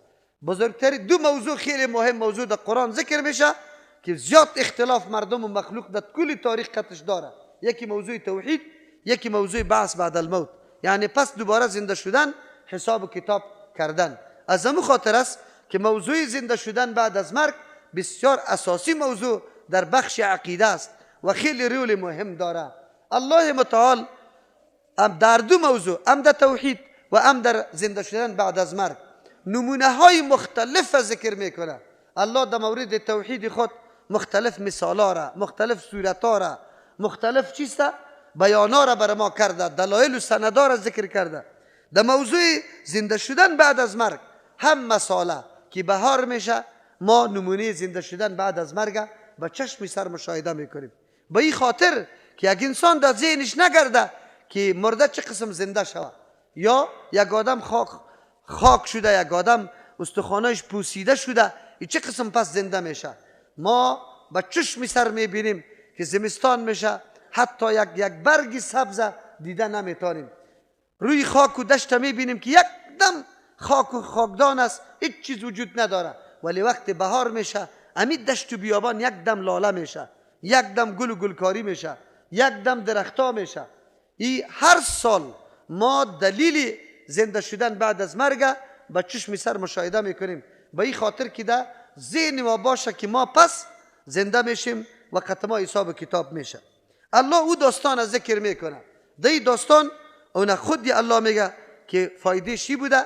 کذالک یحیی الله الموتی و اذ قتلتم نفسا، قابل یادآوری است در آن وقتی که قتل کردید شما نفس، فادارأتم فیها، شما اختلاف کردید. او قتل نفس جرم بزرگ است، هم در شریعت پیغمبر علیه السلام و هم در شریعت های سابق.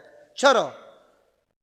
الله متعال بندگان خود در دنیا روان کرده به خاطر اقامه امن، که امن قائم شود. امن توسط چی چیزا قائم میشه؟ اونو اموری که خیلی زیاد ضرورت است. اونمو امور الله متعال برای قیام امو 5 چیزی که برای قیام معاش یا زندگی انسان ضروری است، هر 5 حفاظتش الله خود قانون مقرر کرده که محافظت شود. نفس انسان، دین انسان، مال انسان، آبرو و عزت انسان که زن برش میگیم، و دیگه چی؟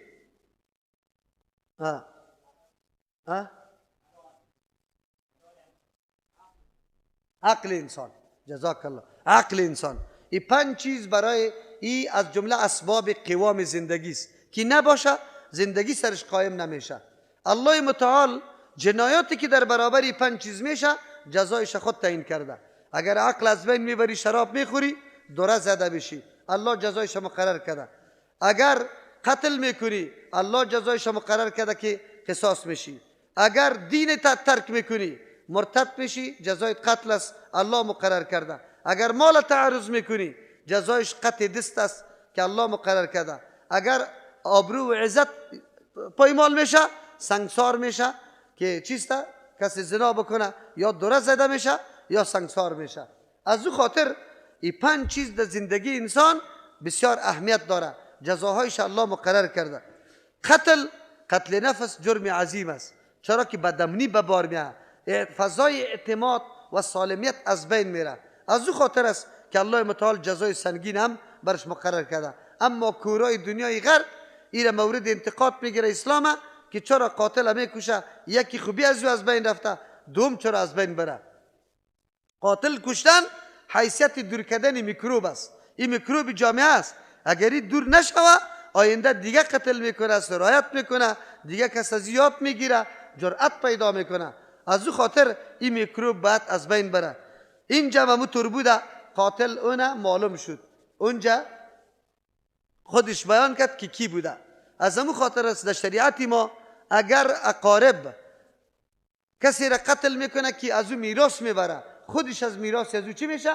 محروم میشه، نمیتونه میراث برده، به خاطر که عجله کرده برای گرفتن مال از او. در شریعت شما موتور است. امو بچای کاکو کلش محروم شد از میراث. كذلك يحيي الله الموتى، اینمی قسم الله فقلنا اضربوه ببعضها، بزنیش به بعضی. نفس کلمه نفس ام مذکر میشه ام مؤنث میشه. دا اضربوه هو ضمیر مذکر راجع اسم نفس، دا ببعضی ها ضمیر راجع مؤنث، چرا که نفس هم مذکر میشه ام مؤنث میشه. خود زدن نفس خود یعنی بعضی هزار سر بعضی دیگه بزنه پس زنده میشه. این قول راجح بود، داستانا با هم علایده شده بود. كذلك يحيي الله الموتى، اینمی قسم زنده میکنه الله مرده ها را. و یریکم آیاتی، نشان میده شما را از نشانه های قدرت خود. لعلکم تعقلون، به خاطری که شما از عقل کار بگیری. دعوت میده قرآن کریم. در یک نظام کسی دعوت داده نشده به سوی تفکر و تعقل. در یک نظام مثل که در اسلام دعوت به سوی تفکر داده میشه، از عقل کار بگی، از اندیشه کار بگی. الله برای تو جوهر عقل داده.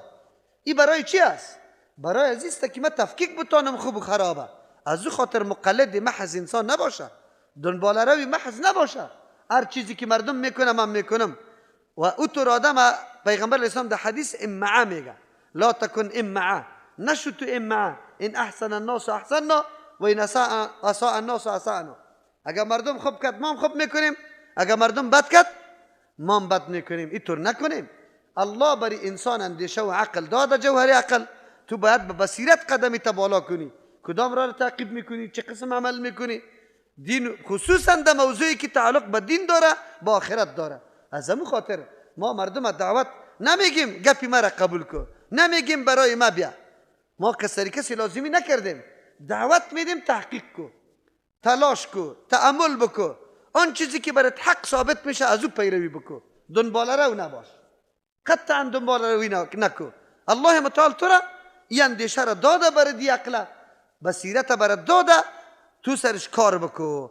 اما تو کورکورانه حرکت نکو. اگر حرکت کردی پیش الله متعال چیسته؟ مسئول هستی. الله برات قوت داده، چرا در کار نمیپرتی؟ اینجا میگه حال اینجا تعقل به چی است؟ الله چه قسم زنده میکنه؟ مثل انسان واره؟ نه.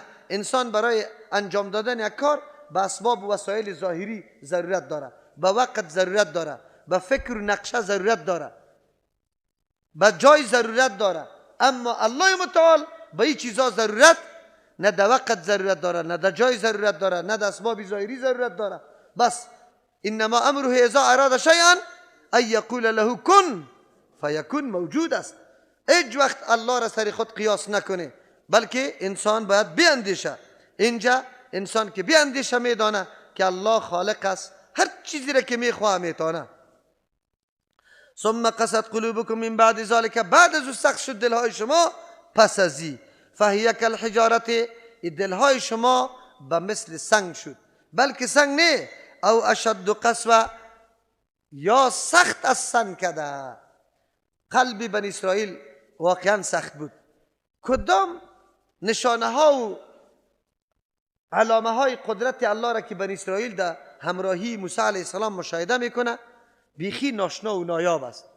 باید با تمام دل و جان خود تسلیم به نظام الله میکرد و میگفتن که موسی علیه السلام فقط فرمان بده ما اجرا کنیم. اینطور نباشه. لیکن این بدبختا از اینمی زمینه و فرصت طلایی هیچ بهره برداری نکردن. همراهی موسی علیه السلام سر از یا کارگر نشد.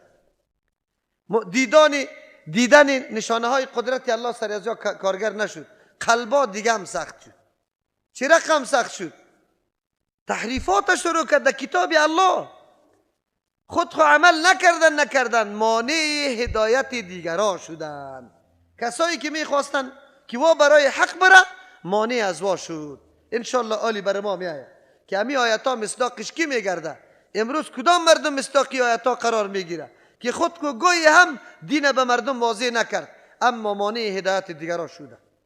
تبلیغات سوره شروع میکنن، انتقادات غلط و نادرست میکنن، تو را نمیگذاره که در درس قرآن بیایی. انواع تبلیغات میکنن.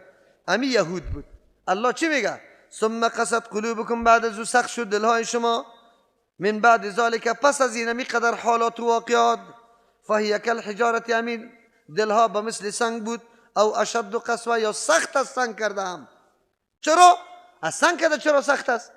سنگا تاثیر داره، تأثیر داره، سرش تاثیر شده. سنگ است، جامد است، تا پیش تو موت هیچ عقل نداره، لیکن پیش الله زنده است.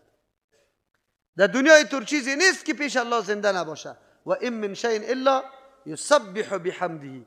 پاکی الله را بیان کردن بدون شعور نمیشه، بدون علم نمیشه، او علم بدون حیات نمی باشه. از او خاطر هر چیز پیش الله زنده است. قلوق، سنگ، چوب، درخت، گیاه، ابر، باران، زمین، آسمان، خشکه، دریا، هر چیز پیش الله زنده است. پیش تو مرده معلوم میشه. هر کدامش تسبیح و پاکی الله را مناسب حال خود میگه. ما تو خبر نداریم. سنگم تسبیح الله را میگه، بلکه ما و شما با چشم سر دیدیم از سنگ در بین کوه، از مغز سنگ این تو چشمه برآمدگی است، آب صافی پاکی که پرسان نکنه. منطقی خودی ماست. از مغز سنگ که هیچ خاک نمیبینی بالکل برآمده. الله متعال قدرت داره. بس اوقات سنگ میترقه، پله میشه، ما بینش یک دم او کرم در بینش میبرایه. الله متعال در اونجا برش رزق میده. بعضی سنگا از بالا خود به خود پایین میاد.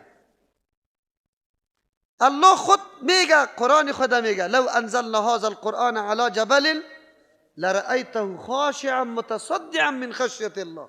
اگر این کتاب خدا بالای قرآن نازل میکردم تو میدیدی که کو متزلزل و در حالت چی بود؟ استراب می بود. قرآن اینقدر تاثیر داره. خب لیکن موت و سری موت انسان کار کرده یا نه؟ الله مزمت یهود بر اسرائیل بیان میکنه که مردم، موسی علیه السلام امرای شما بود و انواع نشانه های قدرت و معجزه ها را بر شما پیش کرد. شما باید آنقدر متاثر میشده که هیچ پرسان نکنه. به رنگ موسی علیه السلام رنگ میشده، به اخلاقش متخلق میشده، به کردار شما آشنا میشده، برای دعوتی از او آماده میشده. لیکن شما همین 10 روزم که از پیشتان دور شد، شما گوساله پرستی را پس شروع کردید. پیغمبر علیه السلام صحابه که کدام امتیاز داره از اینمی امتیاز داره. عمر پیغمبر بسیار کم است از نبوتش، 23 سال است. 23 سال. اما مردمی که با رسول الله یک روزم یک ساعتم زندگی کرده که ایمان آورده، الله برش متانت و الله برش صداقت و اخلاص نصیب کرده. چرا؟ برکت همراهی رسول الله خیلی زیاد مؤثر بود. خیلی زیاد تاثیر داشت. صحابه که یک مرتبه با پیغمبر ملاقات کرده، در مجلسش نشست کرده، الله برش عجیب برکت ها را نصیب کرده. صحابه را الله این امتیاز داده بود. اما بنی اسرائیل موسی علیه السلام عمران را قطش تیر کرد، دلا امود دل سخت بود. الله می فرماید ثم قست قلوبكم من بعد ذلك فهي كالحجارة وشد قسوة وإن من الحجارة يقينا بعضی از سنگا لما سنگای است یتفجر منه الانهار که روان میشه از او آب زیاد. و این منها یقینا بعضی از یا لما او سنگای است یشقق که می ترقه فیخرج منه الماء، از پیشش آب می برایه. و این منها لما یهبط من خشیت الله، و یقینا بعضی از یا او سنگای است که پایین میاد از خوف الله. لا اقل سه نوع مردم خجور می شدی امرای موسی علیه السلام. ادنا مرتبه که تقوای خودت پیدا می شد، ترس الله در تو پیدا می شد. از این قدر امرای موسی علیه السلام بعد این قدر خوشما می شده که جور می شده. یک دوم مرتبه که از این قدر بالاتر رسیسته که یک کمی متاثر می شده، یک کمی او خود می گرفتی که به دیگران می داده. یک چیزی علم از موسی علیه السلام فرا می گرفته که به دیگران می داده. سوم مرتبه که اعلی مرتبه است، اوی طور است که آل قلب منکشف شده، اعلا شده، از موسی علیه السلام گرفته ذخیره کرده، آلی آب بار مردم از پیش استفاده کرده می رود. در ترجمه قرآن کریم خامخا از این سه فایده یک فایده باید برات حاصل شود. اگر حاصل نشد باز آمدن و رفتن چی به دردت خورد؟ لااقل خود خو اصلاح بساز. اگر تو برادر میایی یک ماه مبارک رمضان اینجا آمدی تغییر در وجودت نآمد، دستورات که اینجا بیان شد تو در زندگی خود تغییر نآوردی، فایدت چی بود؟ خواهر آمد امو رقم بی اجاب، امو رقم حالت نه. این درس لااقل ادنا تاثیرش است که نرمی در خودت پیدا شوه، یعنی خودت جور شوی. مثل که اونجا سنگ از ترس الله فرو میایه، ترس خشیت الله در وجودت پیدا شوه. وگرنه مرتبه دوم که از او که در بالاتر رسیسته که خود یک چیزی فرام گرفتی، برای علاوه که خود تغییر در خود آوردی، واقعا خود جور کردی، یک چیزی منفعت به دیگران برساندی. زیاد نه، یک دو سه چار پنج به دیگران دعوت دادی. اعلی لمبر فایده ایسته که آدم فرا بگیره گپاره و بعد از او گسترش بده. اونمو چشمی هستی که مردم از پیشت سیراب میشه. اونو چشمی هستی که مردم از پیشت سیراب شده میره. از کدام آب حیاتی که خود نوشیده بودی الله برات عزت نصیب کرده بود، از همو آب حیات به مردم هم توزیع کرده برو. کدام عقیده صحیحه سالم و صافی توحید که الله بری تو نصیب کرده بود به دیگران تعلیم بده برسان که وام آراسته به این عقیده صحیحه شوه. اگر مجلس دعوت امی از سه فایده یک فایده هم نداشت، او مجلس نیسته. او مجلس باز بسیار چیسته، فایده نداره. رفت آمد شده، مصرف شده، اما فایده گرفته نشده. از همون خاطر است روز به روز انسان خود طول کنه که ما از دیروز چقدر تغییر کرده و چقدر فعال شده و چقدر احساس درد دین دم پیدا شده. این را باید روز به روز انسان در خود ببینه، ارزیابی کنه. بعد از او باز خود به خود درک میکنی. تو یک قدم سبک برای دعوت دین بالا کو، باز غیرت الله را میبینی، باز عزت الله را میبینی که الله چقدر تو را نصرت میکنه، چقدر شجاعت برات میده و چقدر فعال میشی دیگه. خب شرط است که ما از همراهی یا از گبی کدام مصاحبت یک چیزی اثر گرفته باشیم. الله مزمت یهود به خاطر بیان میکنه که این قدر عمری موسی علیه السلام با این مردم باید یک چیزی تغییرات داشت می آمد، اما قلبای از یا از سنگ کردم چی شدن؟ سخت بوده. از او خاطر الله متعال میگه و ما الله بغافل عما تعملون. این کارا و کردارایی که شما انجام میدی منافات با این داره که مثل که شما قطع موسی علیه السلام تیر کرده باشه. قطع موسی علیه السلام تیر کرده باشه. چرا؟ به خاطری که با موسی علیه السلام تیر کردن لااقل اینی که قدر تغییر می آورد. خوی تو فکر نکنی که الله بیخبر است. الله خبر داره. هر حرکت و عمل و کردار شما را درج و ثبت کرده، برایتان پیش میکنه. ما میطور میگیم. بس اوقات بعضی مردم نسبت میکنه که فلانی شاگرد فلانی است یا رفیق فلانی است. ما میگیم نه، رفاقت و شاگردی وقتی میشه که واقعا تغییر دو موجود باشه. اگر نباشه او به درد نمیخوره. او رفاقته اگر تغییر دو موجود نباشه. چرا که همراهی و مصاحبت حتما باید تأثیری داشته باشه. افتطمعون یؤمنوا لکم. این مردم نه تنها که خوب شدن بلکه مانع دیگران شدن. الله متعال در اینجا برای مسلمان ها خطاب میکنه، نه برای یهود و نصارا اهل کتاب. چرا به مسلمان ها خطاب میکنه؟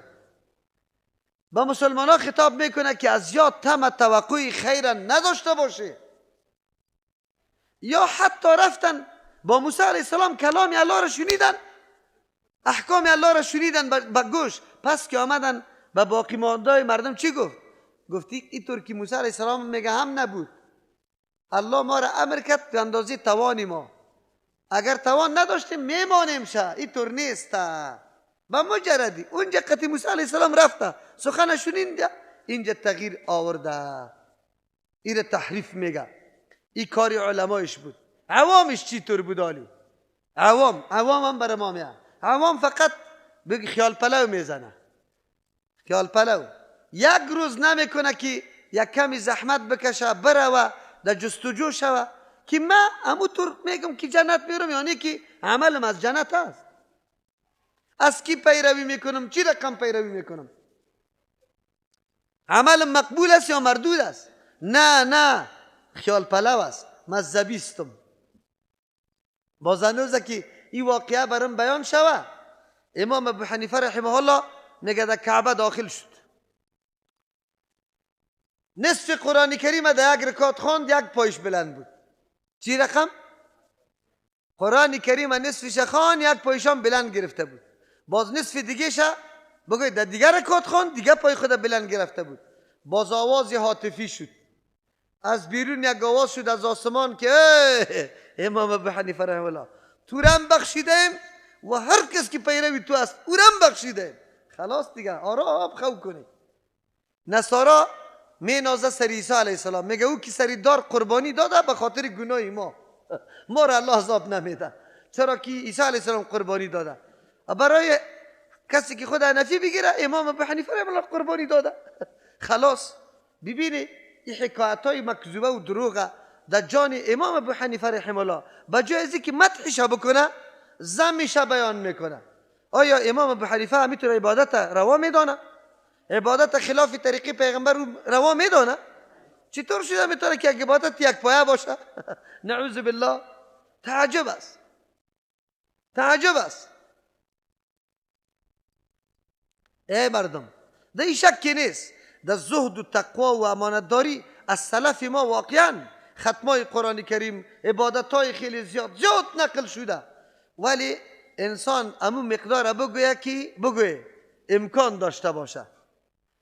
یکی دیگهش مولایی است بسیار در یک کلیپ انداخته، او مردکه میگه امام ابو حنیفه رحمه الله در یک رمضان 61 ختم قرآن کرده. چند؟ 60 ختم، یکی را شو میکرد یکی را روز، او یک ختم هم در تراویح کرده. چند شد؟ 61 ختم کرده.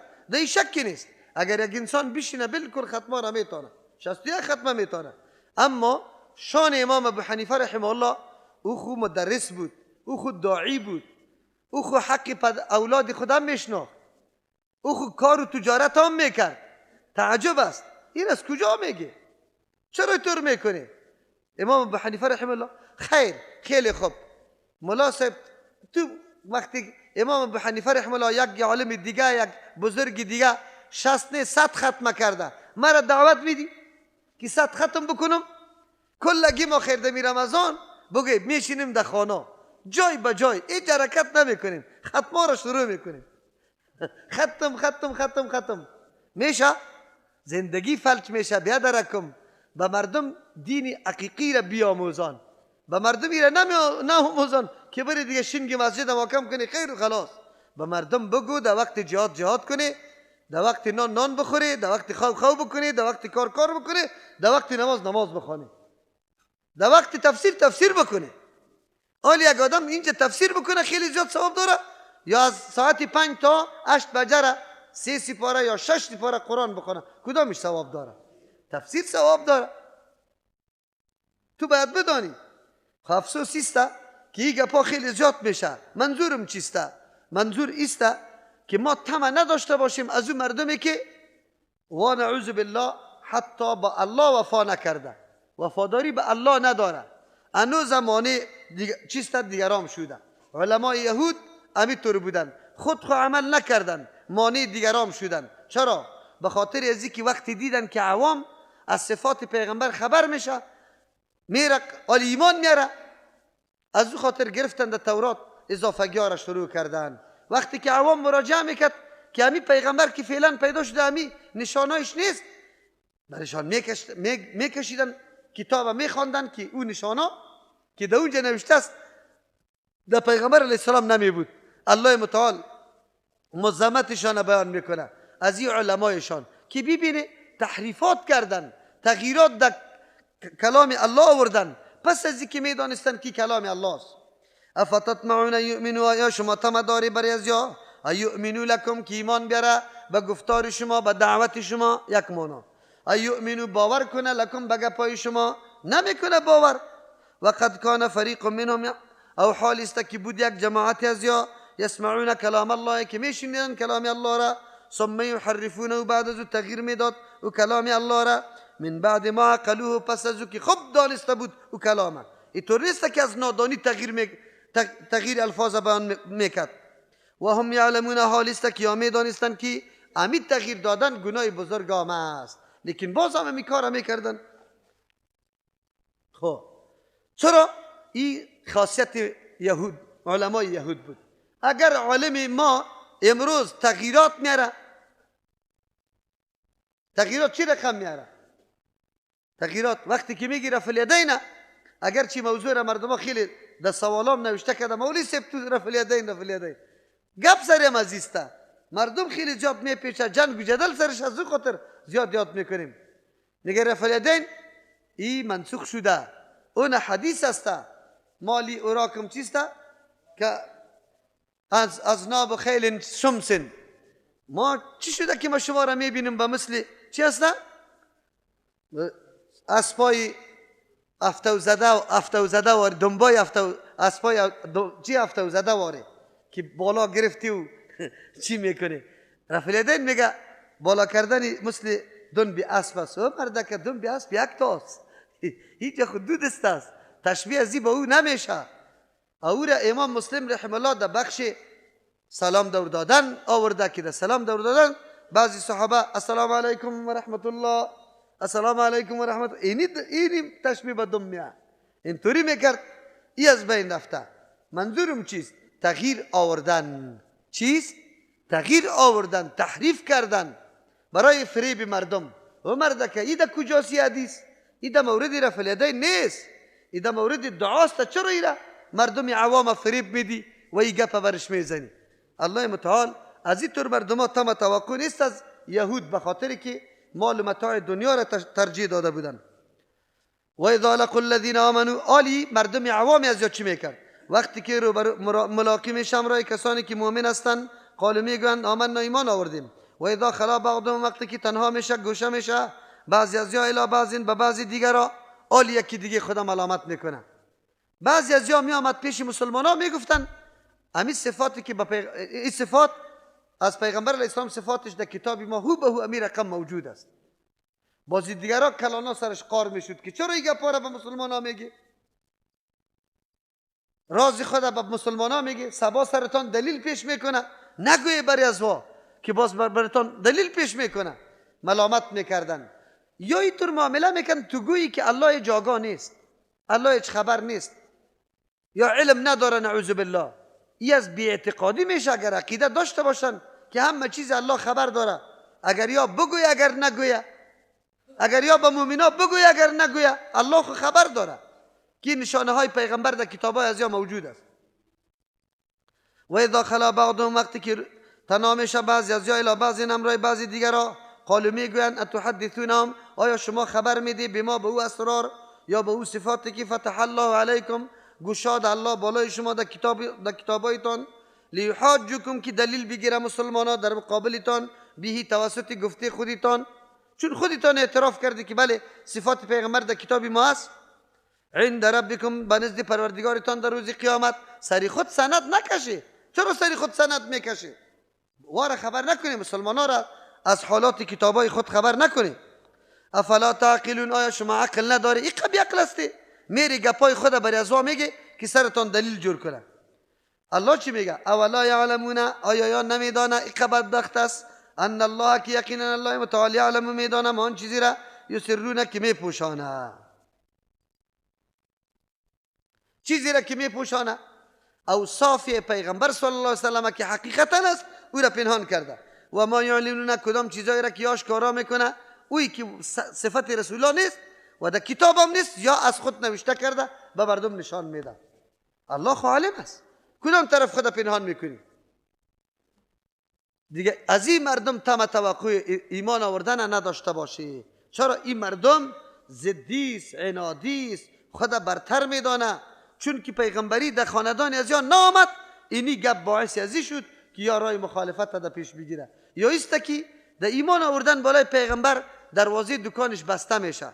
چرا که یا خو پیری و مریدی را شروع کرده بود، مردم برش توفه ها می آورد. اگر اسلام بپذیره این گپ از بین میره. و منهم امیون، بعضی از یا مردمای نادان هستند، امیستند. امی کسی را میگه که یعنی از مادر که آدم تولد میشه چیز یاد نمی داشته باشه، از خاطر رو امی میگه. بعضی علما میگه امی کسی را میگه اکثر مادرات دلسوز به خاطر دلسوزی اولادی خود نمیگذارشه که در درس بره، نازدانه مخته میکنه. نازدانه گردی مادر گرفته می باشه عمود دور نادان چی میشه؟ باقی میمانه. بسیار اولادای طور است که از نازدانگی چی میشه؟ از علم باقی میمانه. و منهم امیون، بعضی از یا مردمای امیست لا یعلمون الکتاب که نمیدانه اصلی مطلب کتابه، آگاهی نداره، الا امانیه بجز از خیالات. خطی کتاب رابطه نداره، مطلبش نمیفهمه، فقط خیال پلو در پیششان است. امانی آرزوها را میگه، آرزوهایی که انسان می داشته باشه. ما شما او را خیال پلو میگیم یا پندار میگیم. و اینهم الا یظنون، نیست یا مگر اٹکلی است، عقیده سند منت یا نداره، اٹکلی همونطور روان است. اولا بسیار عوامی ما را که پرسان میکنی عقیده یاد نداره، همونطور اٹکل است. مسلمان هستی؟ بله. چی رقم مسلمان؟ خبر ندارم دیگه، خبر نداره. خو ایمان چی را میگه؟ خبر ندارم. سری چند چیز ایمان ضروری است؟ خبر ندارم. ایمان توسط چی میده میشه؟ خبر ندارم. شرطای ایمان چیست؟ خبر ندارم است. الا امانیه. و اینهم الا یظنون، نیست یا مگر گمانی است، گمان میکنه که ما در جنت میریم. در جنت کی میری؟ تو اعمال جنت انجام دادی؟ عقیده جنت داری؟ چه رقم میری؟ یک ترجمه در اینجا مذمتی و کسای شد اما عوامی که در کل عمر دکانداری خود 60 سال انجام داده، دیقانی خود 60 سال، دریوری خود 60 سال، یک روزم به خاطر فهمیدن ایمان در یک مرکز دین مراجعه نکرده. در رمضان مبارک 3 ساعت که مانع کارشم نشوه ترجمه قرآن میشه، دمی هم قدم نمیمانه. باز چی میگه؟ ما میستیم نمیفهمیم. الله لک بخش است. در دکان نامی نیستی، یک روز دکان ترک نکردی که برو دمی دکان نمیرم، اونجا آمی نیستی. یک مهارت داری که جنس ژاپنی و پاکستانی را چینایی را فرق کرده رایستی، لیکن در کار دین کشا میگه ما قرآن کریم کشا میگه زبانم نمیگرده. بسیار خواهرای ما که میگه زبانم نمیگرده. چطور نمیگرده؟ اگر اینجا بیتخانی باشه اینطور میگرده که پرسان نکن. بچه ها همینطور هسته. مولی سبی زبانم کند است که پرسان نکن. باز وقتی که مذاق و خیلی خندی میشه از این که در ریشخند دیگه کس نمی باشه. در قرآن زبانت نمیگرده. چرا نمیگرده؟ میگرده. الله مزمتی طور مردم ها را بیان کرده. انسانی طور نباشه، باید تلاش بکنه آن چیزی که ضرورت دینش است او را باید فرا بگیره. یکی. دوم ترجمه و منهم امیون، بعضی از یا مردمایی هستند که امیستند لا یعلمون الکتاب، نمیدانه تفسیر و تعلیم مطلب کتاب، الا امانیه بجز از قرائت. امنیه قرائت هم میگه، خواندن هم میگه. در این صورت و اینهم الا یظنون، نیست یا مگر گمانی است، مطلب قرآن یاد نداره، حفظ کرده خلاص، میگه خلاص شد. من هنوز 10 نفری از اقارب خودم در روز قیامت سفارش کرده میتونم. و مردکه تا که مطلب قرآن ندانی محض قرائت از قرآن بری تو چیسته مفید مکمل نمیشه.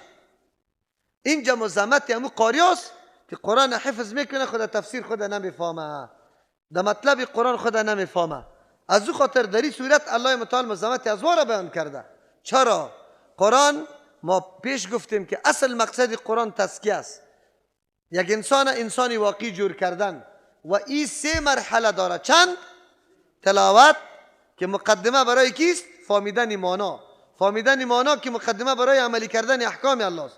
عملی کردن احکام الله خود به خود چی میشه؟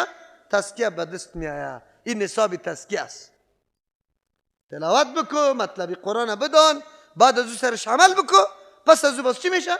تزکیه حاصل میشه. از او خاطر ما پیرسایوارا میگم که تزکیه از این طریق حاصل میشه، دیگه تزکیه نیست. اگر شما نامش تصوف میمونه، بعد این نام نمانه به نام تزکیه بگوی، این نصابش است و از قرآن حاصل میشه، نه از طریقی که شما بیان میکنه از او طریق حاصل نمیشه. فویل للذین و انهم الا یظنون، نیست یا مگر اٹکلیاس، اٹکل میکنه، تخمین میکنه، گمان میکنه. در موضوع عقیده گمانا و اٹکلا به درد نمیخوره. باید تصدیق و باور داشته باشی. در هر مورد دین باید یقینت کامل باشه که اینی کار اینی قسم است.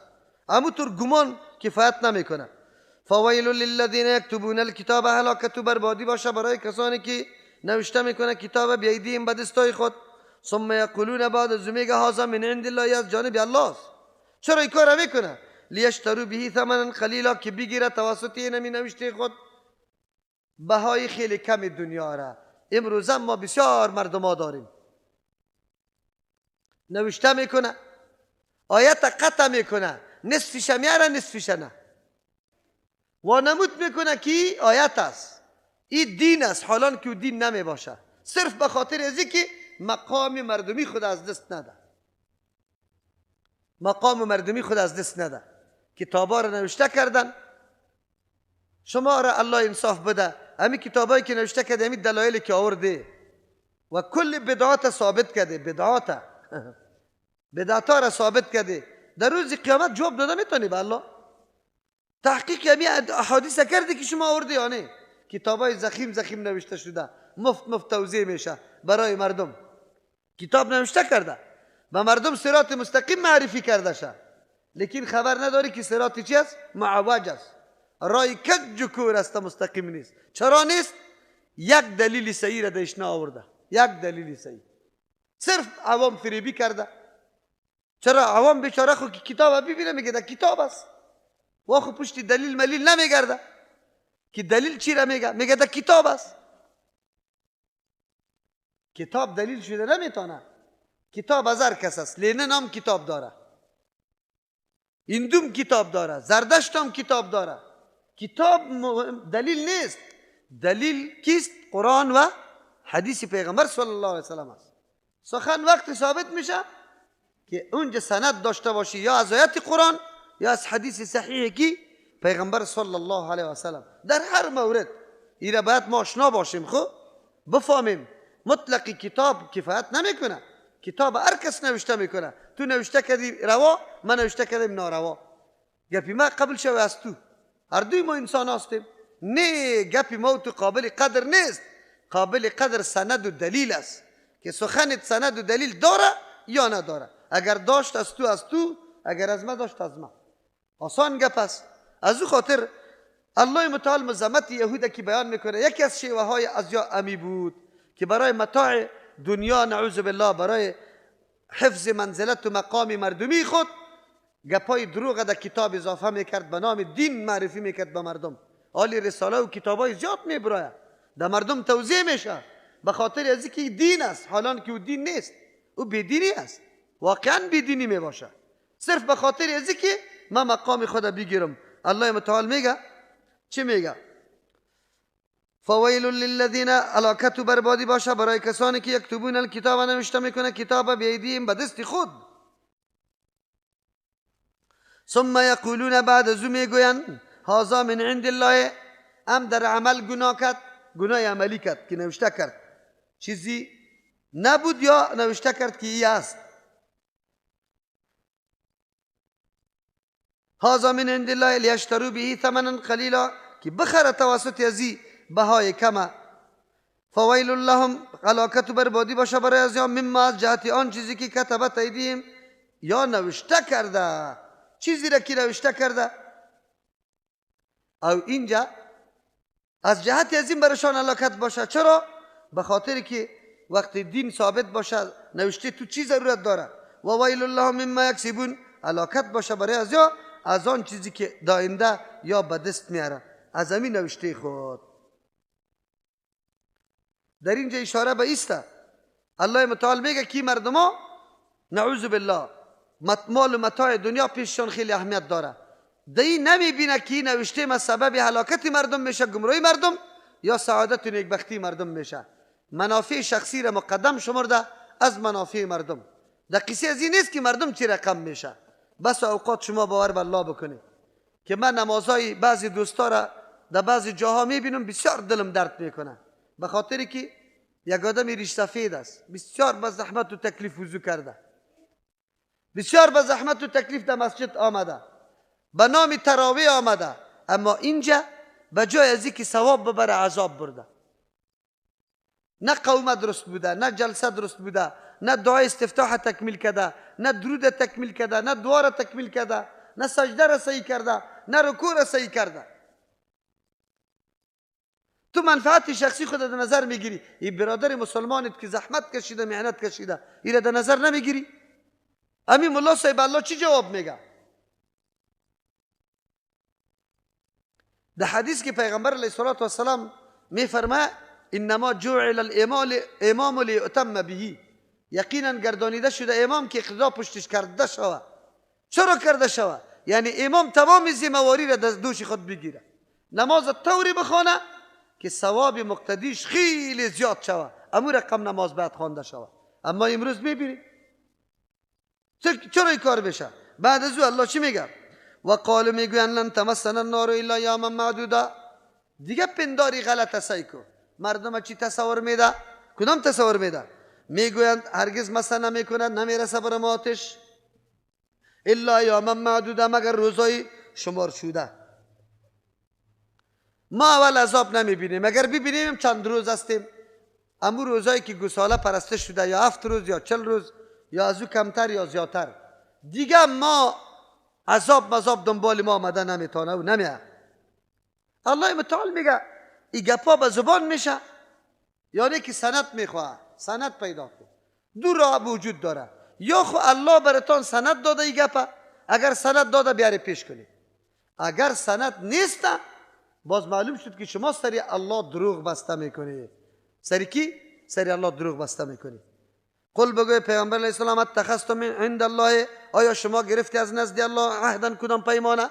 خط گرفتی؟ خط داری کدام خط؟ یک سند پیش کنی. فلا یخلف الله عهده، که هرگز الله مخالفتی سند خود وعده خود نمیکنه. اگر سند گرفته خو بیاری، اگر سند گرفته. ام تقولون بل تقولون، بلکه شما میگویی سند خو وجود نداره، بلکه شما میگویی علی الله، بالای الله متعال ما اوتر سخن الله تعلمونه، که شما سند علمی نداره، نمیدانی، یعنی علم نداره، سند نداره. اما تو خیال پلو زده رایسته مردم فریب میده، در غیر از اوی چیزی وجود نداره. چرا؟ به خاطر که شما خو کارایی میکنی که بیخی از حد گذشته است. بلا من کسب سیئتا، نه، این ادعای شما قابل قبول نیست، بلکه قانون الله دیگر رقم است. قانون الله کدام است؟ بلا من کسب سیئتا، بله این قاعده هست، کسی که کسب کنه سیئتا گناه را، مراد از اینجا شرک است. چرا که شرک بکنه یک انسان خالدین همیشه در جهنم میمانه. و احاطت به خطیئته، و احاطه کرده باشه او را گناهایش، دل و جان از او را زیر گرفته باشه، زیر تاثیر گرفته باشه. فاولئک ایتر مردم اصحاب النار، ملازمین آتش هستند، فیها خالدون، یا در آتش همیشه هستند. کسی که در این حالت باشه او مردکه در بدر خاک بسر است. این قاعده را باید تسلیم شوه، در نجات خود گپ نزنه، حراس از این طور گپ داشته باشه. و امی گپی که الله متعال میگه که ما میگیم که گناه شما را فرا گرفته، مصداق اولی شماست. در تمام ابعاد زندگی شما جز از نافرمانی الله و رسول الله دیگه کار نکردید. با کمال در دل و جان شما اثرات تابعداری دین الله دیده نمیشه. پس اصل مستحقی قانون شماست. چطور میگی که ما چند روز برای ما عذاب داده میشه دیگه داده نمیشه؟ این پندارهای باطل اسبانه. والذین آمنوا کسانی که ایمان آورده و عمل صالحات عمل درست انجام داده هم فیها خالدون و در جنت همیشه هستند. قانون الله در مورد هر دو طایفه شد. اگر کسی عمل صالح کرده ایمان صحیح داشته همیشه در جنت است، اگر نداشته همیشه در آتش جهنم است.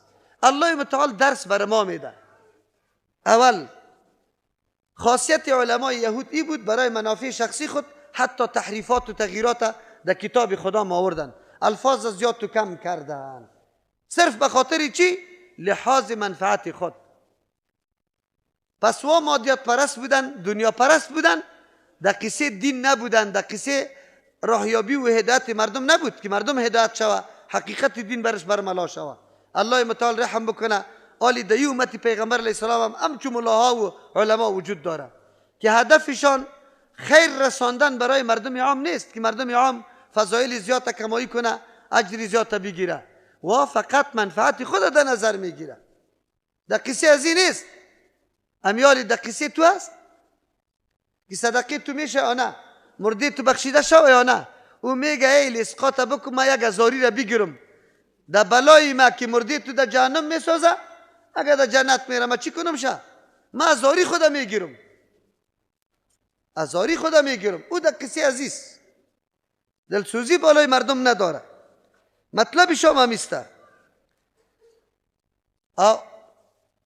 ما باید پنداری نباشیم، خیال پلو نزنیم که بله ما اینطور هستیم. خود ارزیابی کنیم، طول کنیم که یقینا امو عملی که سبب نجات ماست ما موجود است یا نه.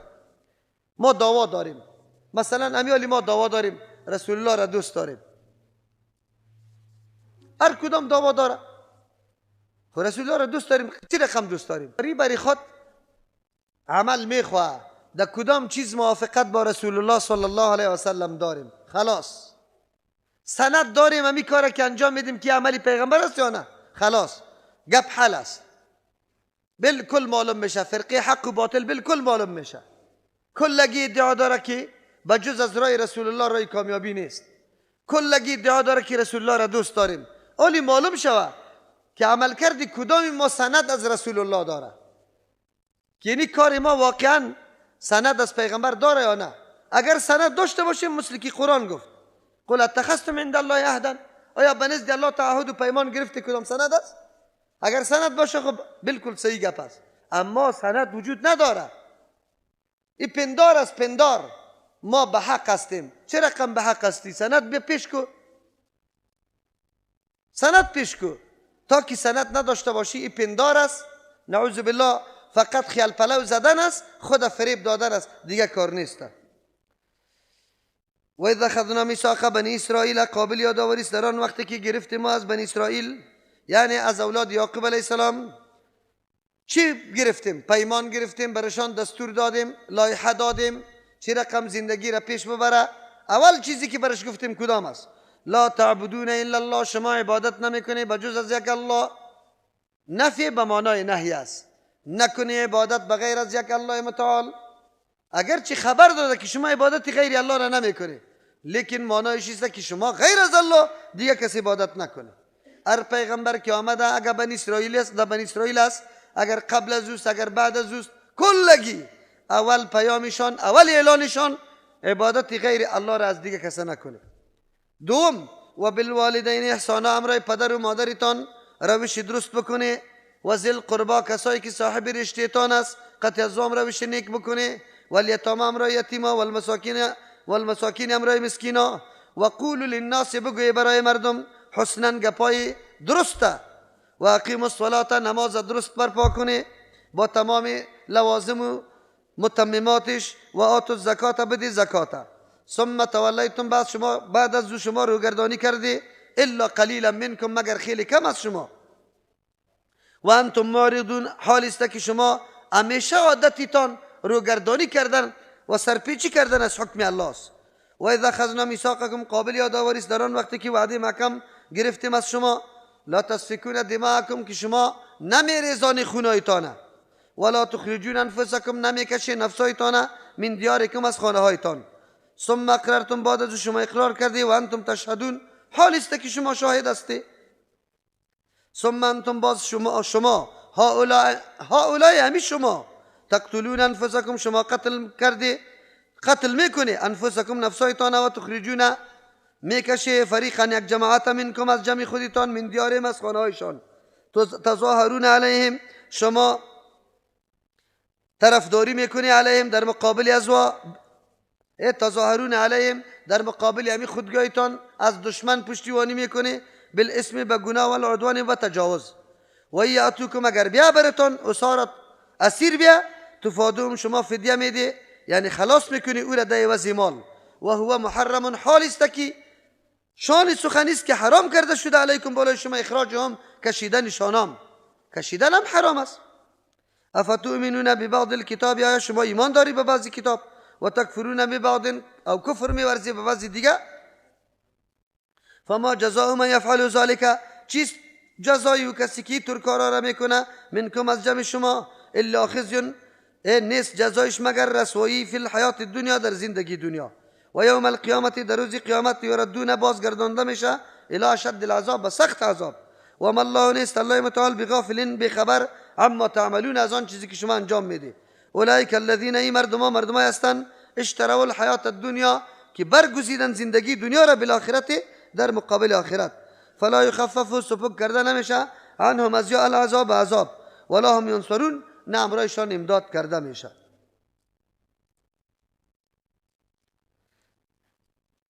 باز مذمت بنی اسرائیل الله بیان میکنه قبلا هم کلش مذمت های بنی اسرائیل است مذمت های بنی اسرائیل که بیان میشه درس برای ماست که ما مثل بنی اسرائیل واری نباشیم نعوذ بالله نه علمای ما اینطور تحریفات شروع کنه نه عوام ما اینطور خوابالوده باشه فقط اٹکلی و تخمینی باشه در قصه دینی خود نباشه پرسان نکنه خیر و خلاص اینطوری باید نباشه و محض سری خیالات زندگی خود پیش نمریم ما واقع بین باشیم حقیقتیاب باشیم در جستجوی حقیقت باشیم اصل مقصد کل داستانای قبلی امی بود اولی الله متعال باز مذمتی بر اسرائیل بیان میکنه البته این پروگرام که الله در اینجا بیان میکنه پروگرام خیلی جامع برای زندگی اجتماعی است و برای بالا بردن ارزش یک جامعه است که برای بنی اسرائیل هم بوده و در خود شریعت پیغمبر صلی الله علیه و سلم هم است و کدام است الله میگه ما گرفتم از میثاق از بنی اسرائیل چی را گرفتم اول چیز و اذا اخذنا میثاق بنی اسرائیل لا تعبدون الا الله شما عبادت نکنه بجز از الله این نفی است خبر داد الله که شما عبادت نمیکنه غیر از الله را خبر الله مستلزم نهی است چرا به خاطر که ما الله را تکذیب نمیکنیم الله که چیزی را خبر بده واقعیت داره از او خاطر علما میگه که اینجا نفی به معنای نهی است شما عبادت نکنی بجز از الله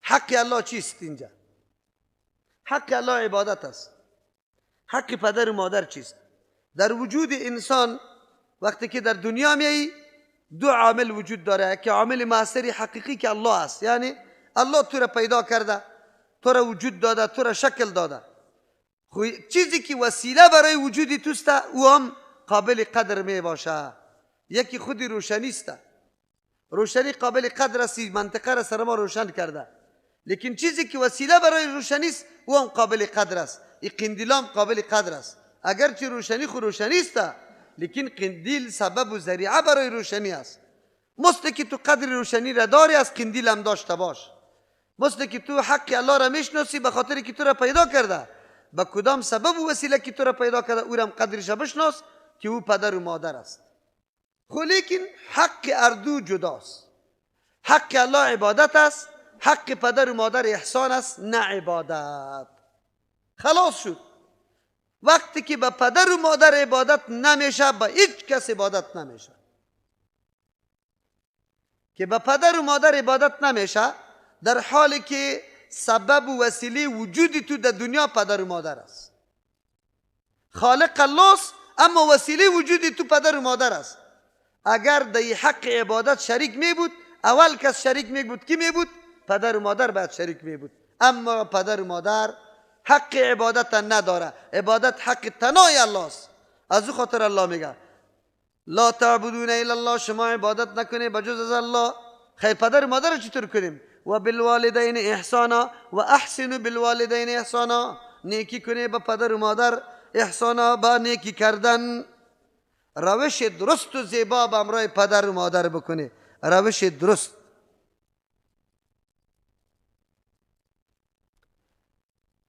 پدر و مادر کدام معامله که در زندگی همراه تو میکنه مثل الله متعال واره. الله متعال هم قطعت معامله میکنه پدر و مادرم، اما کدام معامله است که میکنه؟ منشه وجودی از جانب الله است، سبب وجودی پدر و مادر شده. الله که سری تو انعام میکنه، وجود بخشید، از تو عوض نمیگیره. پدر و مادرم که سری بری تو خدمت میکنه، از تو عوض نمیگیره. اگر تو گناه میکنی، الله متعال انعام خود، رزق خود قطع نمیکنه. پدر و مادرم که اولاد گناه میکنه، نان و نفقه را سرش چی نمیکنه؟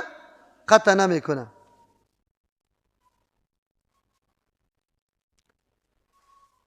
اگر بنده طاعت و عبادت الله را میکنه، الله در حرکاتش، در تصرفاتش زیادت و برکت مندازه. اولاد اگر این قسم حرکت میکنه، کاری خوب میکنه، پدر و مادر قطعی میشه، معاونت و کمک میکنه. یعنی معامله پدر و مادر مثل معامله الله متعال است. پس آلی فرق در بین حقوقش چی شد؟ اون حق الله عبادت شد و حق پدر و مادر احسان شد. احسان چی را میگه؟ روش درست. احسان چی را میگه؟ روش درست. روش درست چی را میگه؟ لحاظ کردن و مراعات کردن تمام آن چیزی که ضرورت پدر و مادر است. تمام آن چیزی که ضرورت پدر و مادر است و در امکان تو هست که او را ادا کنی، اینی را به نام احسان یاد میکنه. اولین چیزی که پدر و مادر سخت برش نیاز داره عقیده است. عقیده توحید الله تعالی است. از ابو خاطر ابراهیم علیه السلام اولین چیزی که با پدر و مادر پیش میکنه چیست؟ عقیده است. یا ابتی لما تعبدو، چیست؟ ما لا يسمع ولا يبصر ولا يغني عنك شيئا. اول بخش بهترین احسان امرای پدر و مادر تعلیم عقیده است، دعوت عقیده است، ولی اسلوب داره. اینطور نروی که تو رفتی پدر و مادر بگوی که پدر و مادر تو مشرک هستی، حالی تو عقیده تصحیح کو. اینطوری نمیگی. طریقه و اسلوب داره. کدام رقم اسلوب؟ پدر جان، من امروز رفته بودم در درس ترجمه قرآن کریم. در درس ترجمه قرآن کریم مادرم یک گپ دیگر رو شنیدم. تو هر روز مرا میگی مادر که سخی صاحب تو را کامیاب کنه، سخی صاحب تو را بزنه. اونجا مولوی صاحب گفت که این شرک است، سخی صاحب زدن نمیتونه. مادر جان تو همی گپ میزنی نمیزنی؟ اگری تو گفتی مادر یک دم متوجه میشه، عالی میفهمه. اگر نیکی رفتی برش گفتی که مادر تو خو مشرک هستی، دین روزمره گفتی که سخی صاحب تو را اینطور کنه، سخی صاحب نمیتونه، او تو مشرک شده ای دیگه. او میگه بخی پدر نالت. یک روز در ترجمه رفتی ولی خودم ملاقات به مجور کدی، ماندنیت نمیشه. احسان با پدر و مادر اسلوب داره. هر کس که دعوت میدی، امو آدمی که دعوت داده میشه او بری خود مقام و منزلت داره. مستوى و مقام انزوی را بشناس، مطابق ازو کن. گپ از خود نگو، هیچگاه نگو که من تو را دعوت میدم. بگو من شنیدم یک مولوی صاحب اینطور گفت، یا امی ترجمه را ببر برش بگو اینی ترجمه را یک دفعه بشنو، یک قدر خوب ترجمه راست، امی را یک دفعه بشنو مادر جان پدر جان به اسلوب خیلی نرم. یا دوستیت برد روان کده، اینی را برد دوستیت روان کده که یک دفعه بشنو. کتاب بگیر در دم روش بگذار که مطالعه بکنه. این طریق دعوت است. اول احسان با پدر و مادر از نگاه عقیده است. بعد از او مدارات ظاهری لیکن سمبولیک نباشه که محض در ظاهر تشکیلاتی برش خود چم خم میکنی اما در قلب برش اخلاص نداری. اینطوری باید نباشه. اینطوری امر این نعوذ بالله منافقت هم میشه و به نزد الله قدر و قیمت هم نداره. با پدر و مادر از صمیم قلب واخفض لهما جناح الذل من الرحمت، از اون مهربانی و شفقتی که در قلب است تو باید خدا پایین کنی، ادبش بکنی، خدا برش خم کنی. آن چیزی که او نیاز دارد، دوا، میوه، چی چیز خوشش میاد، برش همیشه آماده کرده برو. این احسان با امرای پدر و مادر است. آن چیزی که او را آزار اذیت میده قطعا او طور کار نکنی. با زدن اولادی تو پدر و مادر خفه میشه، نزنشه. در دم روی کنترل کو خدا، قهر نشو، چرا که او خفه میشه ناسیش است، لحاظش بکن. اینه بقدر تو دل چی بگی این طورم نشوه که همیشه در زنت گوش گرفته ای گاهی میگه که مادری دین ترکت، پدری دین ترکت، مادری دین ترکت. اگر کسی میخواه که زندگی خوبه با پدر و مادر تیر کنه که زن در خانه آوردی، اولین چیزی که شرط میمانی برش بگو در مورد پدر و مادرم چیزی برم نگویی، با خبر. خلاص اگر خانه را بیرون کرد، در داد، تباه کرد، نگویی. خلاص پدر و مادرم هسته، مسته که تو پدر و مادری تا دوست داری و هیچ نوع بیزتی پدر و مادری تا نمیخوایی. اینمی قسمی هم پدر و مادرم هست، تو لحاظ بکو. خیر او زنایی که واقعا به اصطلاح عوام پدر کده است، علم دیده، از دین خبر داره، از پدر و مادر خود کدم خسور چی را خوشنه را خیلی زیاد احترام میکنه. به خاطر کی؟ به خاطر محبت شوهر خود، به خاطر پاس و احترام شوهر خود لحاظ از او را می داشته باشه. لیکن بالمقابل پدر و مادرم یک کمی مراعات بکنه حقوقه. اینطور نشوه بعضی چی میگه خوشویی ها اینطور است که بسیار ساده می باشه. ساده اینطور می باشه که میره در خانه همسایه در دیگه میگه افسوس افسوس رفتم در بچه خود بینی ناپاک آوردم.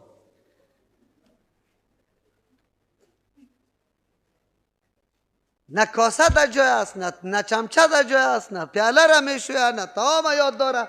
ای چی رقم دختر بوده، ای چی رقم مادر داشته. او خودیستی گپ در او میرسه.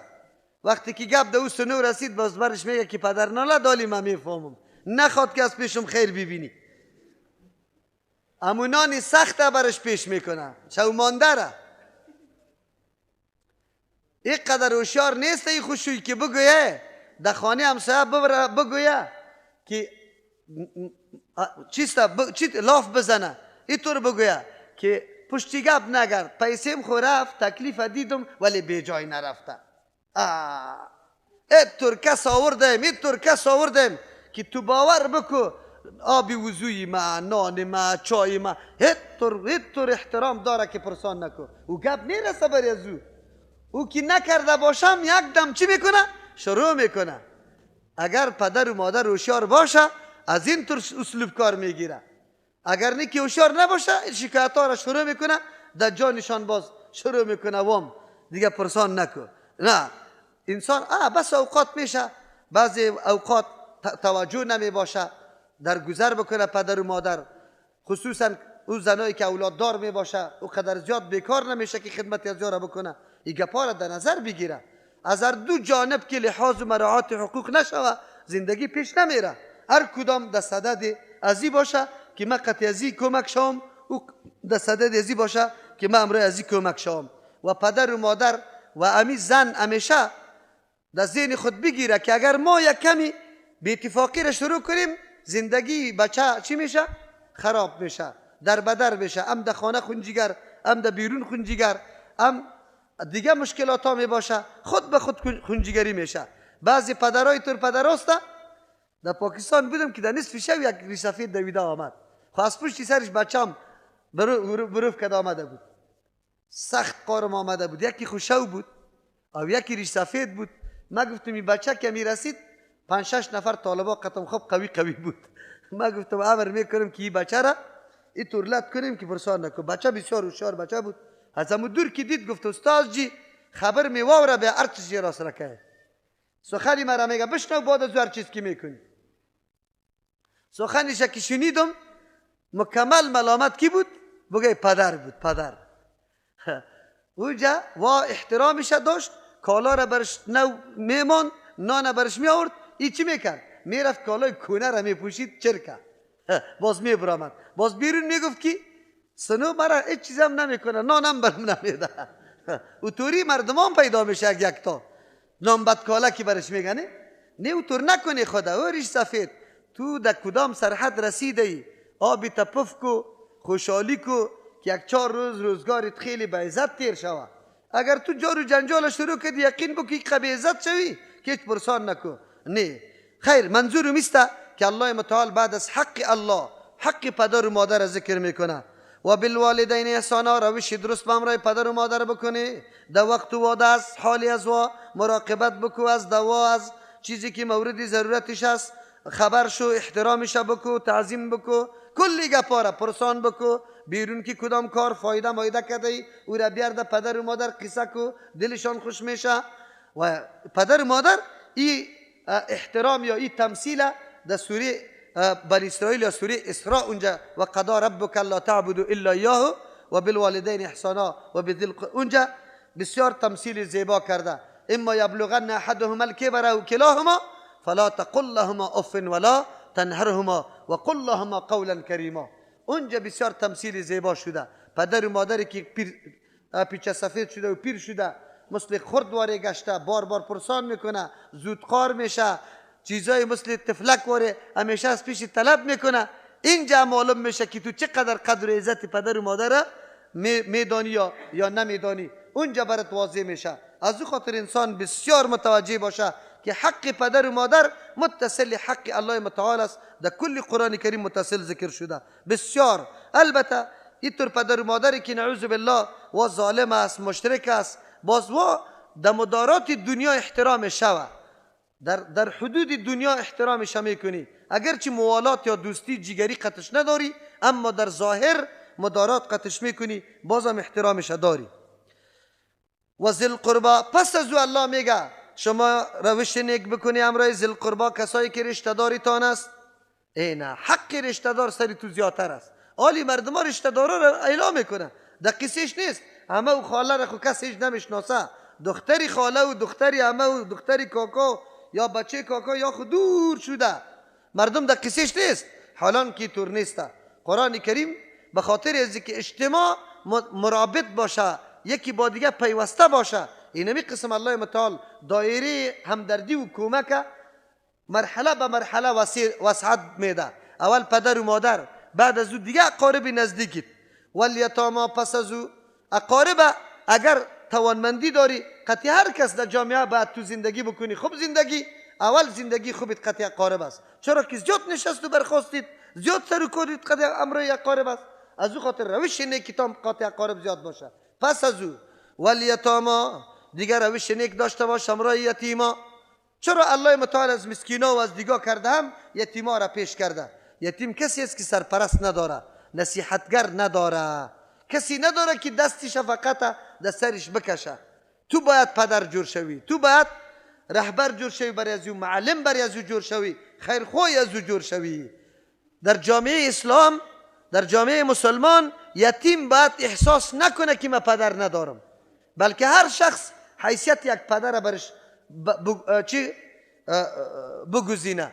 یعنی هر انسان تلاش بکنه که سر یتیم دستکش کنه، از حالتش خبر باشه. اما افسوس است جامعه ما به عوض از اینکه ما در سر یتیم دست بکشیم، حقوق یتیم پایمال کرده رو ایستیم، خوردیم، بلکه حتی که از بیرون کسی برش حق روان کرده امور ما نعوذ بالله قند و قرود کرده خوردیم. اما این تقاضای جامعه اسلامی نیست. در جامعه اسلامی یتیم باید احساس نکنه که من پدر ندارم، بلکه کلگی پدری از او باشه.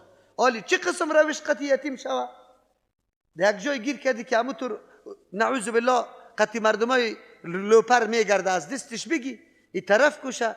تو اونجا خانه داری، مادرکی هست، همشیرگکای هست، کار بکو، روزگار بکو، درس بخوان. چی چیز کم بود داری؟ من قطعت کمک کنم، اینی کاره من قطعت میکنم، نصیحت برش بکو، یک چیزی قطعش کمک بکو، اینی کاره را کالا نداری. با تأسف که جامعه افغانی ما خو اینقدر یتیم داریم که پرسان نکو. اما افسوس است که مراقبت یتیما نمیشه. حتی ما دمی قدر سرمایه دارا یک مرکزی دارالایتام که مدرسه باشه و یتیم دو تربیه شوا نداریم. داریم؟ کسی ثبوت پیش کرده نمیتونه. کفار میایه، دنیای کفر میایه، فرانسه و نروژ و ایتالیا میایه اینجا برای ایتام ما مرکز جور میکنه، مرکزهای تعلیمی. خب مسلمان جور نمیکنه. مسلمان که پدر و مادرش وفات میکنه گواره میکشه، بگویه کارتا را توضیح میکنه دم شکم بزن که نمیزنی. فهمید یا نه؟ باز که خوب شکما را پر کردن میگه خوب ختم کرده بود، خوب خیرات کرده بود. یک جای ما مرکز نداریم که دین دعوت شوه، نداریم. او که دیگر روز امین ملاها بشینه باز میگه این طور است. در کجا ما غم یتیم خوردیم؟ قرآن برای ما گفته بود. کجا خوردیم؟ والمساکین، از مسکینا را احسان و روش نیک قطعش بکنی. مسکین است بیچاره، از پا افتاده است، روز و روزگارش خیلی خراب است، بدحال است، نمیتونیم 10 نفر قط یک مسکین یک نان برش بخره کلی نان اولادش میبره 10 روپه. ما به میلادا جمع میکنیم، الکی میلاد است، به میلادا جمع میکنیم، برای مسکینا گاهی یک روز جمع نکردیم. چرا اینطور میکنیم؟ و قولوا للناس حسنا، بگوی برای مردم سخن نیک. قطعی مردم سخن میگی درست باشه، سخن حسن او را میگه که واقعیت داشته باشه، راست باشه، سبب اذیت و آزاری از او نشوه. و قولوا للناس حسنا، بگوی برای مردم. در قولوا للناس حسنا تسبیح و اذکار یاد دادن، تعلیم دادن یا کلش داخل است. قرآن و حدیث تعلیم دادن، درسا گفتن. و اقیموا الصلاة و آتوا الزکات، قایم کنی نماز و بده زکات. برای پیشبرد تقویت خود ما به 2 نیرو ضرورت داریم، نیروی معنوی و مادی. نیروی معنوی ما کیست؟ ارتباط ما با الله قایم شده، نمازها را درست کنیم، یقینا خود واقعا مؤمن جور کنیم. اقیم الصلاة، معلوم شد در بنی اسرائیل هم نماز و زکات بوده. و بنیه مالی خود تقویت بدیم، اقتصاد خود، امید تبعیض طبقاتی را از بین ببریم. یکی هیچ چیز نداره، یکی میلیونر است، زکات بدی به اون کسی که نداره. امو تبعیض از بین میره، امو نفرت از بین میبره. چرا فقیر وقتی تو را ببینه که خیلی در موترهای لکس و در بیلدینگا زندگی میکنی او نان و چای تو هم خیلی زیاد است، در قلبش بسیار شکستگی میه و در ضد تو قرار میگیره. بده زکات تسرش که قلبش نرم شوه، برای دعا بکنه و خود به خود زندگیش، مستوای زندگیش هم جور میشه. ثم تولیتم الا قلیلا منکم، الله میگه به بنی اسرائیل که شما این پروگرام جامع زندگی اجتماعی را براتون دادم که شما خیال و لحاظ این مردم ها را بکنید، لیکن شما نکردی. ثم تولیتم، باز رو گردانی کرده شما، الا قلیلا منکم، مگر خیلی کم از شما. و انتم معرضون، خاصیت شما، صفت شما اعراض کردن است. همیشه اعراض میکنه، روگردانی میکنه، پورا نمیکنه امو تعهدات. در اینجا الله متعال برای سرفرازی یک اجتماع این پروگرام برای ما داده که انسان از کجا شروع کنه؟ خوبی خدا از الله شروع کنه. اول عبادت الله را، حق الله را پورا کو، بعد از او با پدر و مادر، بعد از او اقارب، بعد از او ایتام، بعد از او مساکین. اجتماع خود به خود یک دم چیسته استوار به هم دردی و به انس و الفت میشه. اجتماع خود به خود نعوذ بالله از هر قسم آلودگی و پاک میشه، ببندوباری. چرا که هر کس در تلاش ازیسته که من همدردی بکنم، کمک بکنم، خود به خود اجتماع درست میشه، سالم میشه و هیچ نوع پراگندگی درش پیدا نمیشه. این مطلب نه تنها برای بنی اسرائیل بلکه الله متعال برای شریعت پیغمبر علیه السلام هم همین قسم پروگرام برای ما و شما داده. الله متعال توفیق نصیب بکنه.